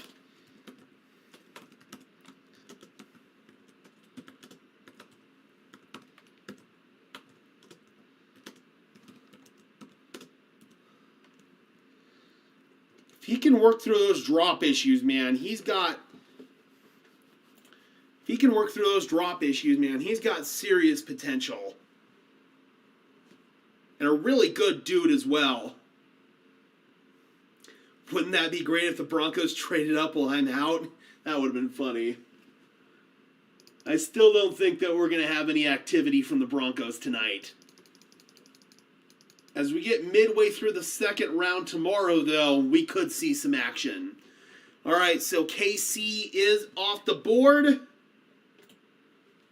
Now we've got Chicago on the board. They've got some defensive needs, maybe offensive line. Maybe they can find somebody with center flex after they lost their starting center, Drew Dahlman.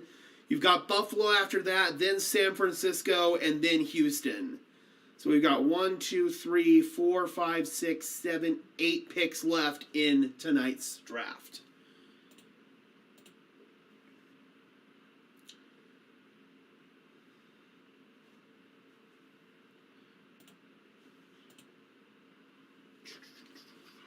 Okay, so we're currently waiting on the next pick.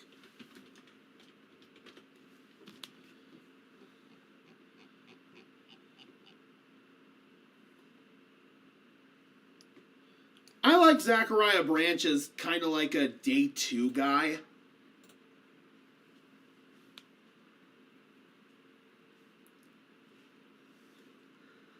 $20-32 Nuggets are down. Now, at least they're kind of chipping into it.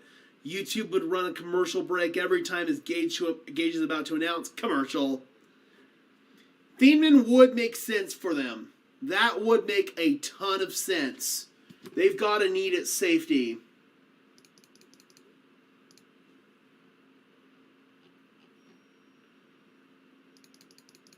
right, as far as I know, the Bears pick is not in yet. But that would make a lot of sense.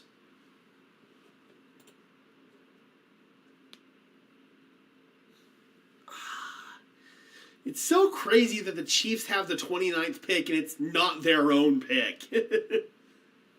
If you had told me a year ago that the Chiefs would be picking 29 this year, first of all, I would have been happy because that would have meant that the Chiefs wouldn't have won the Super Bowl. But if you had told me they'd be picking 29, of course you would think it's their own pick.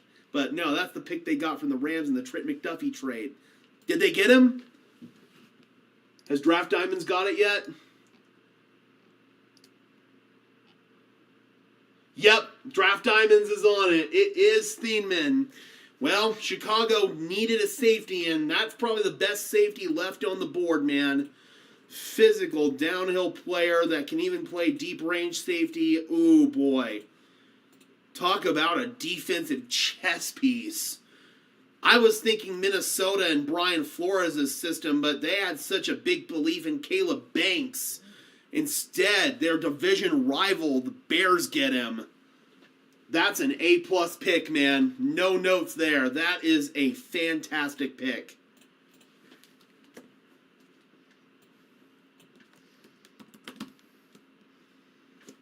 Wow, wow, wow, wow, wow.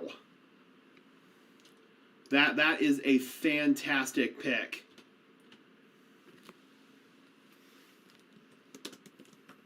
Make sure I got his first name spelled right.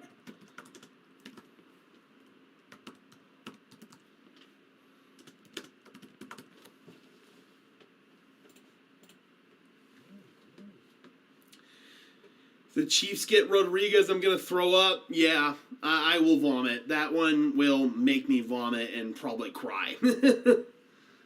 If they get the best linebacker in this class, in my opinion, one of the true superstar studs, oh, I'll cry. Oh, Texans are coming up with Buffalo. Texans are trading up to pick number 26. So, they had pick 28. They're jumping the Niners one spot here. So, with Texans, you've got immediate offensive line needs. That's been a need for them for the last 10 freaking years, it seems. Defensive line's also a need. Linebacker, corner. So, there are a bunch of different directions that Houston could go here. Waiting to see on the compensation. But Houston is coming up with Buffalo at 26. Okay, so 26 and 91 are going to Buffalo. 28, 63, and 168. Or, I'm sorry, 26 and 91 are going to Buffalo. Or, Jesus Christ. 26 and 91 are going to Houston. And then 28, 63, and 168 are going to Buffalo. So Houston coming up 2 spots. Try saying that 10 times fast. Oh, dude, I will be so freaking upset. You probably will see Rage Madrid if the Chiefs get Rodriguez. Or if they get Lee Hunter. That's another one that'll make me cry. Because those are 2, like, first-team All-Pro, freaking superstar for 10-plus seasons type players. And if Kansas City freaking gets them, if the rest of the freaking league lets Kansas City get one of those players, I'll be lost for words. I still don't get why the Texans neglect the offensive line. I don't either. I don't get it, man, because they've got a really good quarterback who gets pulverized every single week and currently is getting crapped on by the media because he ends up freaking taking a bunch of sacks and crumbling under pressure because you don't have adequate protection. 22-41, man. Well, last week they blew a 20-point lead. Maybe they can have a 20-point comeback in this one. That's the first-round defender that the Bears have picked since Roquan Smith in 2018.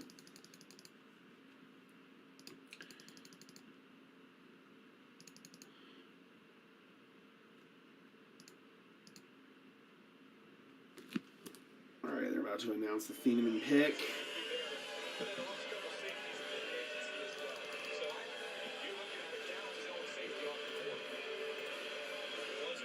All right, the pick is in for the Texans. The 49ers are now on the clock. I don't quite have the pick yet. Oh, Draft Diamonds just tweeted. Still don't have it. With the 25th pick in the 2026 NFL Draft, the Chicago Bears select Dylan Thieneman, defensive back, Oregon. So the guy that everybody said was going to... Well, we just talked about the Houston Texans and their lack of regard to the offensive line. That has now changed. They are going offensive line. Keelan Rutledge, the offensive lineman out of Georgia Tech. He's got interior and tackle ability. And quite frankly, this is a pick that may have been a slight reach, but I don't give a crap because Houston desperately needed to get CJ Stroud some protection, and they just got it. So I have to give this pick an A because that fills such a big need for them and at least gives CJ Stroud a slight chance of not dying. So yeah, good pick for the Texans.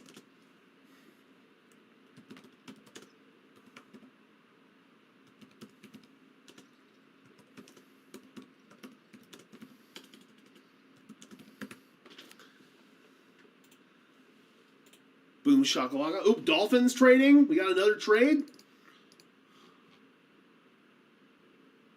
Oh, yep, they are coming up with the 49ers. All right, so Miami is trading up with San Francisco. Yeah, facts, Maverick. I was also sad that we didn't have an opportunity to get a guy like Tristan Wirfs in that draft. Wirfs was my #1 player that I wanted the Broncos to get in that draft. And he went 1 pick before Denver, or 2 picks, whatever it was. Okay, so pick 30 is now going to San Francisco, along with pick 90. And in exchange, 27 and 138 are going to Miami. All right, so that 30th pick has now changed hands again. It went to Miami in the Waddle trade, and now it's going to San Francisco in this trade.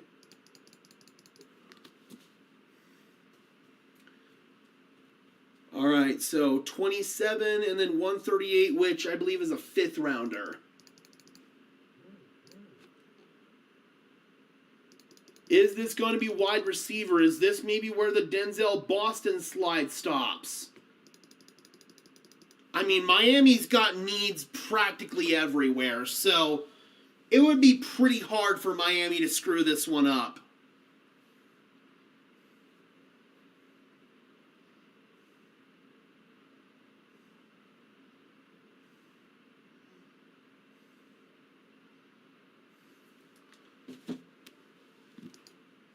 All right, we are still waiting. You would think after a trade up, you'd have the player announced immediately. Because if you're trading up, you know who you're trading up for. But yeah, Miami could go a bunch of different directions here. Could go with another offensive lineman. They could go wide receiver. They could go defense. I mean, I'd like to hope there's still a chance that Boston goes tonight, Maverick. This could be the spot right here. We'll see. All right, Miami just tweeted that the pick's in. Anything on Draft Diamonds yet? Nope. So according to Ari Mirov, Keelan Rutledge was a big-time riser over the course of the process. And at this point, you needed that help for CJ Stroud. This has got to be Denzel Boston. 43-29. Come on, man. Keep hacking into it.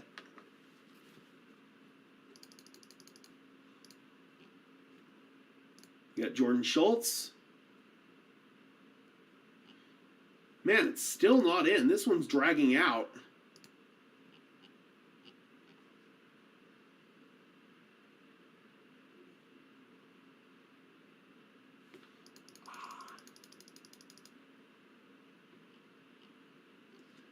Well, football analysis, Garrett Greenlee, he likes it. He's hyped up that Keelan Rutledge went in the first round, so he's clearly getting love from the respected draft community.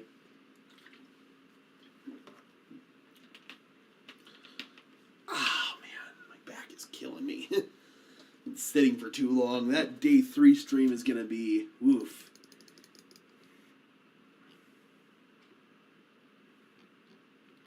Could this be TJ Parker here, maybe?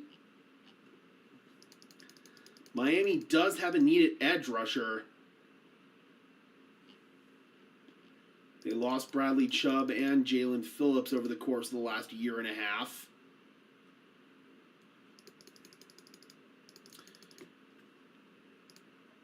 Okay, so Miami traded up, and as of right now, we still don't know who they traded up for.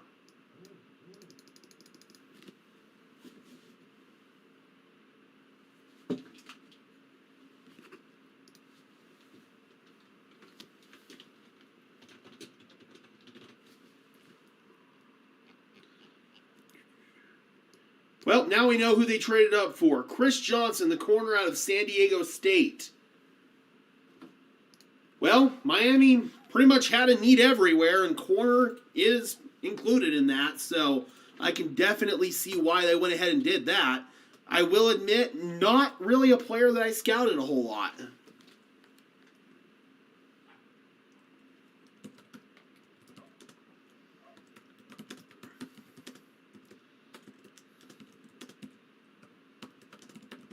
So, honestly, I'm not going to grade that pick because that's a player I actually need to watch a little bit more tape on.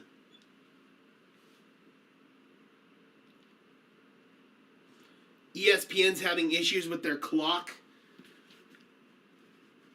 Twitter seems to be going pretty smoothly. It's just it took a while for that Johnson pick to come in. All right, so that's number 27. Bills are now back on the clock at number 28. They just traded down with Houston, so do they want to come down again? They've got edge needs. They lost Joey Bosa this offseason. Offensive line needs, potentially. They lost David Edwards, their starting guard, so I'd say edge and offensive line are probably the two positions to keep an eye on right now.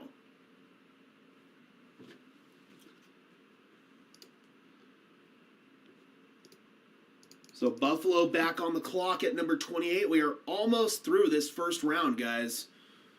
Got Kansas City at 29. That's the pick they got from the Rams in the Trent McDuffie trade. San Francisco at 30. That was originally Denver's pick. Then it went to Miami in the Waddle trade, and then Miami just traded up for Chris Johnson. So they end up sending that to San Francisco, New England at 31, and then Seattle at 32 to round out the evening.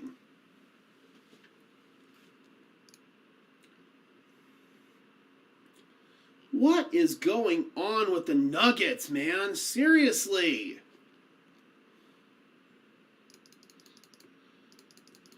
All right, so Miami, they come away with Caden Proctor and they come away with Chris Johnson with their 2 first-round picks. That's kind of the spearhead, the beginning of their rebuild. So this is the start of the new era of Miami Dolphins football.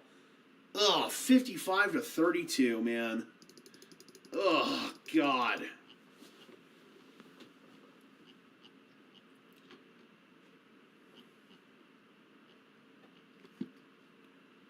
That's tough. That's tough, man. So, clearly we're not shooting well, and we're not playing an ounce of defense.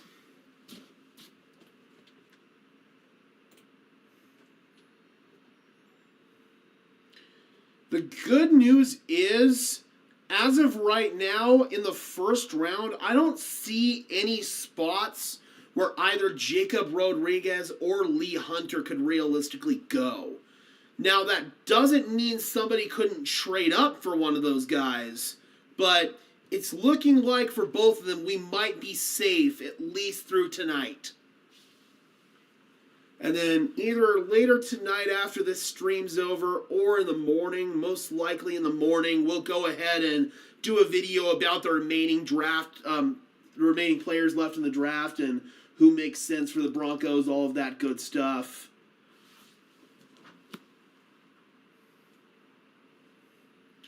So we're currently waiting on the Buffalo Bills on Twitter. I'm not quite sure where the TV is. I'll check in just 1 second. But on Twitter, we're currently waiting on the Buffalo Bills at pick 28.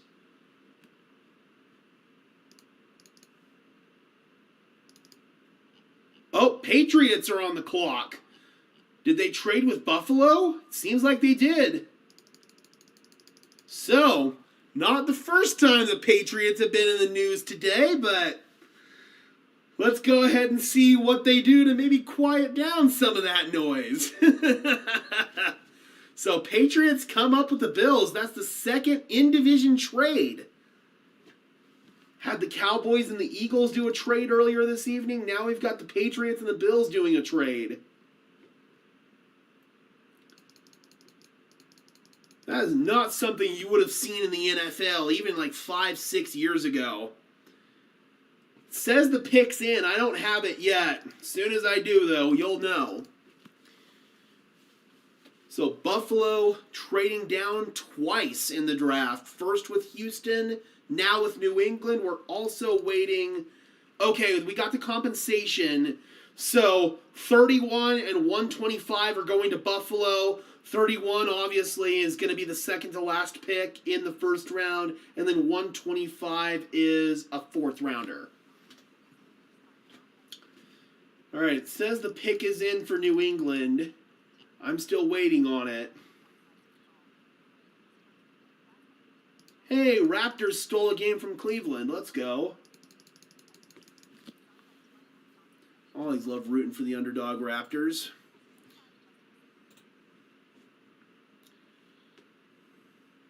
I think the Bills learned never to trade again with the Chiefs in the draft. Facts. Chiefs ended up with Xavier Worthy, and then the Bills ended up with Keon Coleman. Ugh.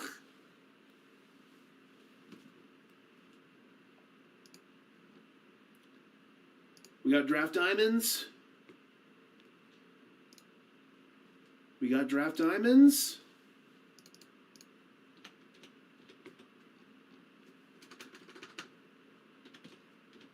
Do we got? Yes, we do. We got draft diamonds. Caleb Lomu, offensive tackle out of Utah. Ooh, interesting. That's a little high for me. I had a second-round grade on him. Wow. And the Patriots trade up for him. So, Patriots, this could mean something here because Will Campbell was the 4th overall pick in last year's draft.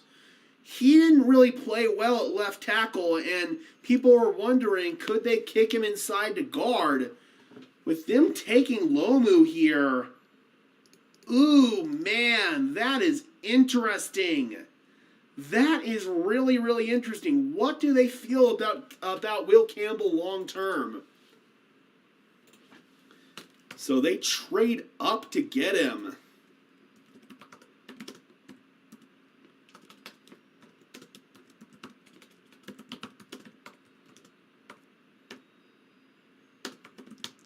There we go. So, clearly they believe in him, and they've got a vision for how they want to construct that offensive line long term. Oh, did the TV beat draft diamonds on that one? Looks like the TV's trying to speed things up a little bit here. They've got to fill airtime until 9:30. Yep, that's true. They traded up in 2017 with the Bills, so I think they've learned their lesson there. Why would Buffalo trade with New England? Ridiculous. I agree. That's just kind of the modern-day landscape of the NFL. It doesn't seem like the Broncos are quite willing to do it, but no! Oh, crap! Kansas City, man. Kansas City. They just took Peter Woods. Oh, dude. I love Peter Woods, man. One of my favorite defensive tackles in this class. As a pass rusher, he's phenomenal. He's got all kinds of moves. He's getting better and better as a run defender, and he's gone. That's the long-term Chris Jones replacement for Kansas City.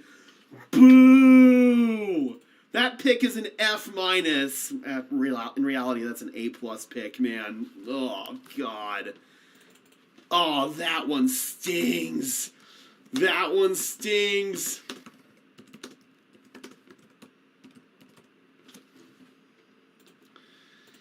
Yeah, that one's nightmare fuel for me. That one is serious nightmare fuel. Mansour Delaney, I could live with that one, but getting Peter Woods on top of it, oh, that one's nightmare fuel. I've also got some concerns about the Bills maybe taking Jacob Rodriguez at 31, but now we've got the 49ers on the clock here at 40, or at 30. Oh, no.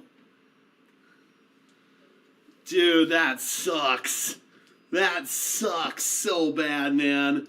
They just got their long-term replacement for Chris Jones to fall right in their lap. Oh, that blows. Yeah, needless to say, I'm not going to be turning into the Nuggets game after this is over. Ooh, Jets are coming back in. Are they coming up for Carson Beck? Jets are trading back up. I'm assuming with the 49ers. The Jets are coming back in.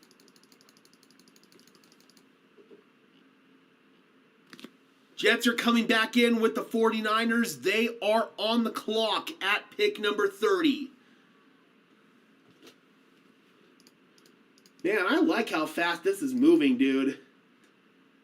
Felt like last year we were here forever. What are the Jets going to do? They had pick number 33, so they're coming up 3 spots. They're sending 33 and 179 to San Francisco for 30. 179, that's a 6th, I believe. So they're coming up 3 spots. 179 is either a 5th or a 6th. So clearly they wanted to come up for somebody that they could have on a 5th-year option. That's the main reason why you would trade up from the top of the 2nd to the bottom of the 1st.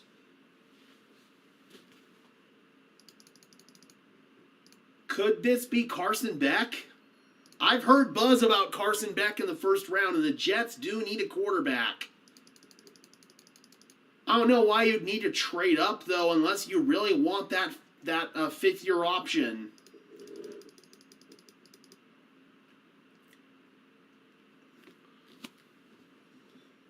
Because otherwise you're trying to jump the Bills at 31. That's another option. Trying to jump a division rival right there.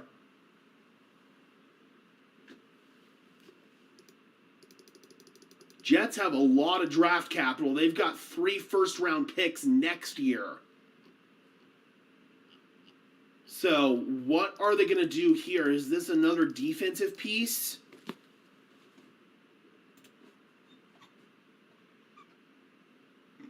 They got David Bailey with number 2 overall, so let's see. This is interesting. Yeah, I'd say the linebacker draft is going about as well as it could for the Denver Broncos.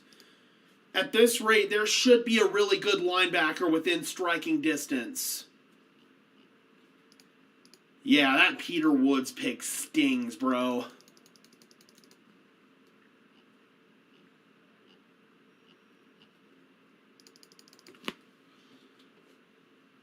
I would not be surprised at all if this is Carson Beck for the Jets. That would not shock me. There were some rumblings about Ty Simpson to the Jets, but obviously he went 13th overall. Oh, wow, no, it's not. It's not Carson Beck. It's Omar Cooper. So they get their wide receiver to pair alongside Garrett Wilson. Wow, wow, wow.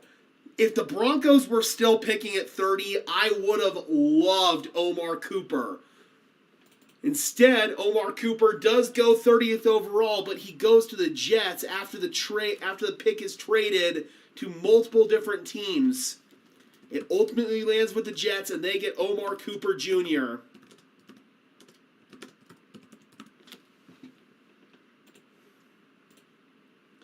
So I love that for the Jets. I think the Jets are having a home run draft so far.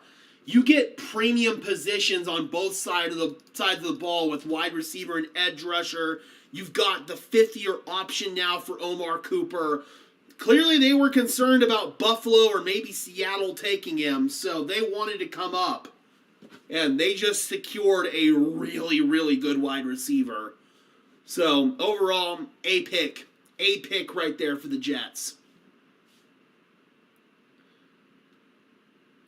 I thought the Chiefs had to do a safety rebuild, but they're going pretty good. I mean, they are going to have to address that, but they didn't necessarily have to address it in the first round. They're confident they'll be able to address that later on.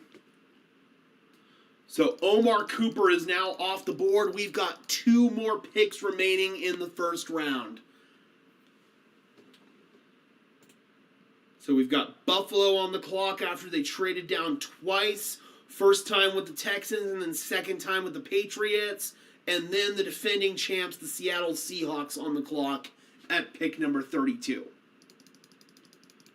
I'd say overall the draft board has fallen pretty well for the Denver Broncos. I don't think there are any big surprises as far as who was drafted too early that affects the Broncos. So I'd say right now things are going about as well as they could go. I am concerned that Jacob Rodriguez is going to come off the board here with Buffalo. And given that Draft Diamonds is a Bills fan, I imagine he's going to have it first.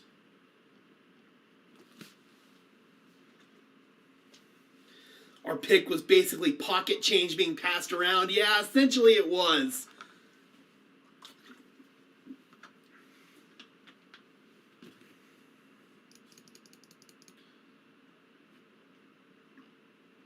Yeah, I know Raiders fans are definitely upset about Cooper.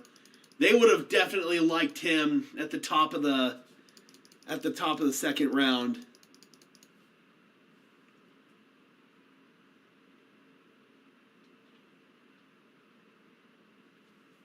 Just when I think I can't hate the Chiefs anymore. Seriously.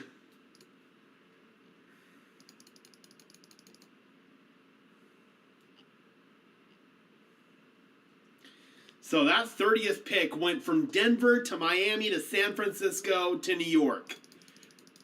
Ultimately, it ended up with Darren Muji, of all people, former Broncos assistant GM, current Jets GM.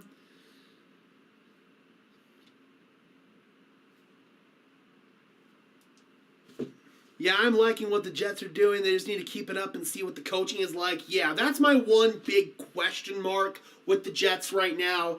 Is Aaron Glenn their long-term head coach? As of right now, I'm leaning towards no. Ooh, Tennessee's coming up. Tennessee's coming up, so it looks like Buffalo is trading down again. So this would be the 3rd trade down for Buffalo. All right, so Titans are up. Did they trade with Buffalo or did they trade with Seattle? They traded with Buffalo. All right, so Titans are up and then Seattle to round out the evening. So 3 times the Bills trade down. That's crazy. I wonder if they're going to do it again. So Titans, they had 35, 36, right? We'll see what the compensation is here. Yeah, they had 35. So 35, 66, which is round 2 or 3, and then 101 are going to Tennessee. Yeah, 66 would be round 3. And then 31, 69, and 165 are going to Buffalo. Or, I'm sorry, 31, 69, and 165 are going to Tennessee. 35, 66, and 101 are going to Buffalo.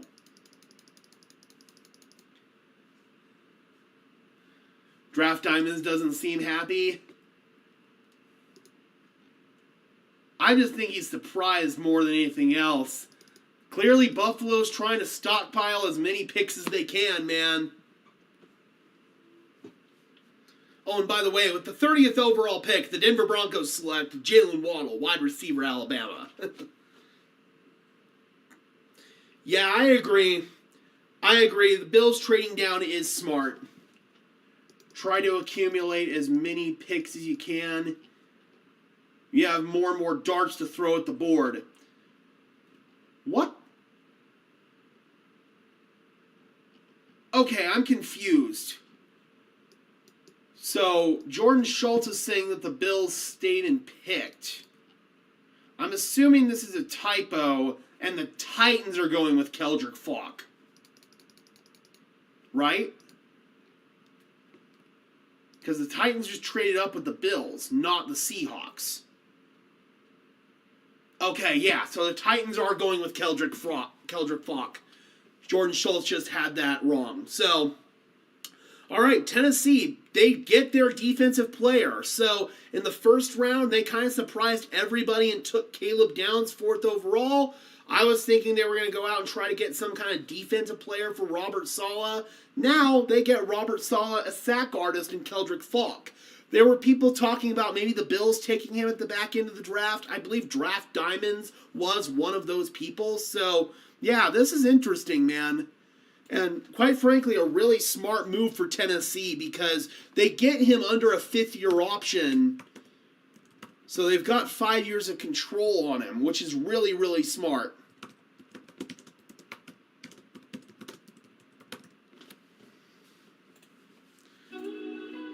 Oh, one last little start screen. But yeah, I think that's a really, really smart trade for Tennessee. So right now, Seattle is on the clock at number 32. If they stay and pick, then we will be done. So when we look back on the Waddle trade, is it Chris Johnson we traded for him? I mean, essentially, that is one way you can look at it. And I think that's a good trade for the Broncos. I think Denver won that trade. Of course, we'll have to see how Chris Johnson pans out. He could be an all-pro corner, it's definitely possible. But on paper, I'd say Denver won that swap out. All right, one last pick for the evening, Broncos country. The Seattle Seahawks are on the clock. Looks like the Nuggets are still struggling, unfortunately. So probably not going to go back and watch them after this is over. Oh, man. Thank you guys so much for tuning in tonight. This has been a lot of fun, and we're going to come back and do it all over again tomorrow and the next day. We will be going live an hour earlier tomorrow since the second round starts an hour earlier, so we'll be going live around 4:50 Mountain Standard Time tomorrow afternoon. Oh, I need to stand up. My back is pinching me. Whew. Oop, is the pick in? Seattle is the last pick of the evening. It is not in just yet.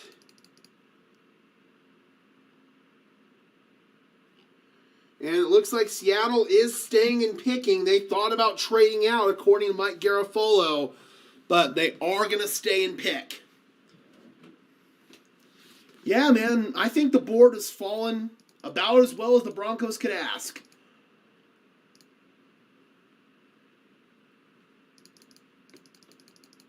And barring the pick here from Seattle being Denzel Boston, he's going to fall out of the first round. That's a bit of a shock to me. I imagine he's going to get his name called pretty early tomorrow evening, but I am a little bit shocked that Denzel Boston didn't go in the first round. So that's probably the big surprise as far as players falling from the first to the second round. There aren't as many surprises as last year. Oh, hello! Okay, Seattle's pick is in. They're going Jadarian Price. So Price goes off the board in the first round. Wow, wow, wow, wow, wow. I mean, I like Jadarian Price, and if he had fallen to the Broncos somehow, some way at 62, I would have been all for it, but I knew that it wasn't going to happen.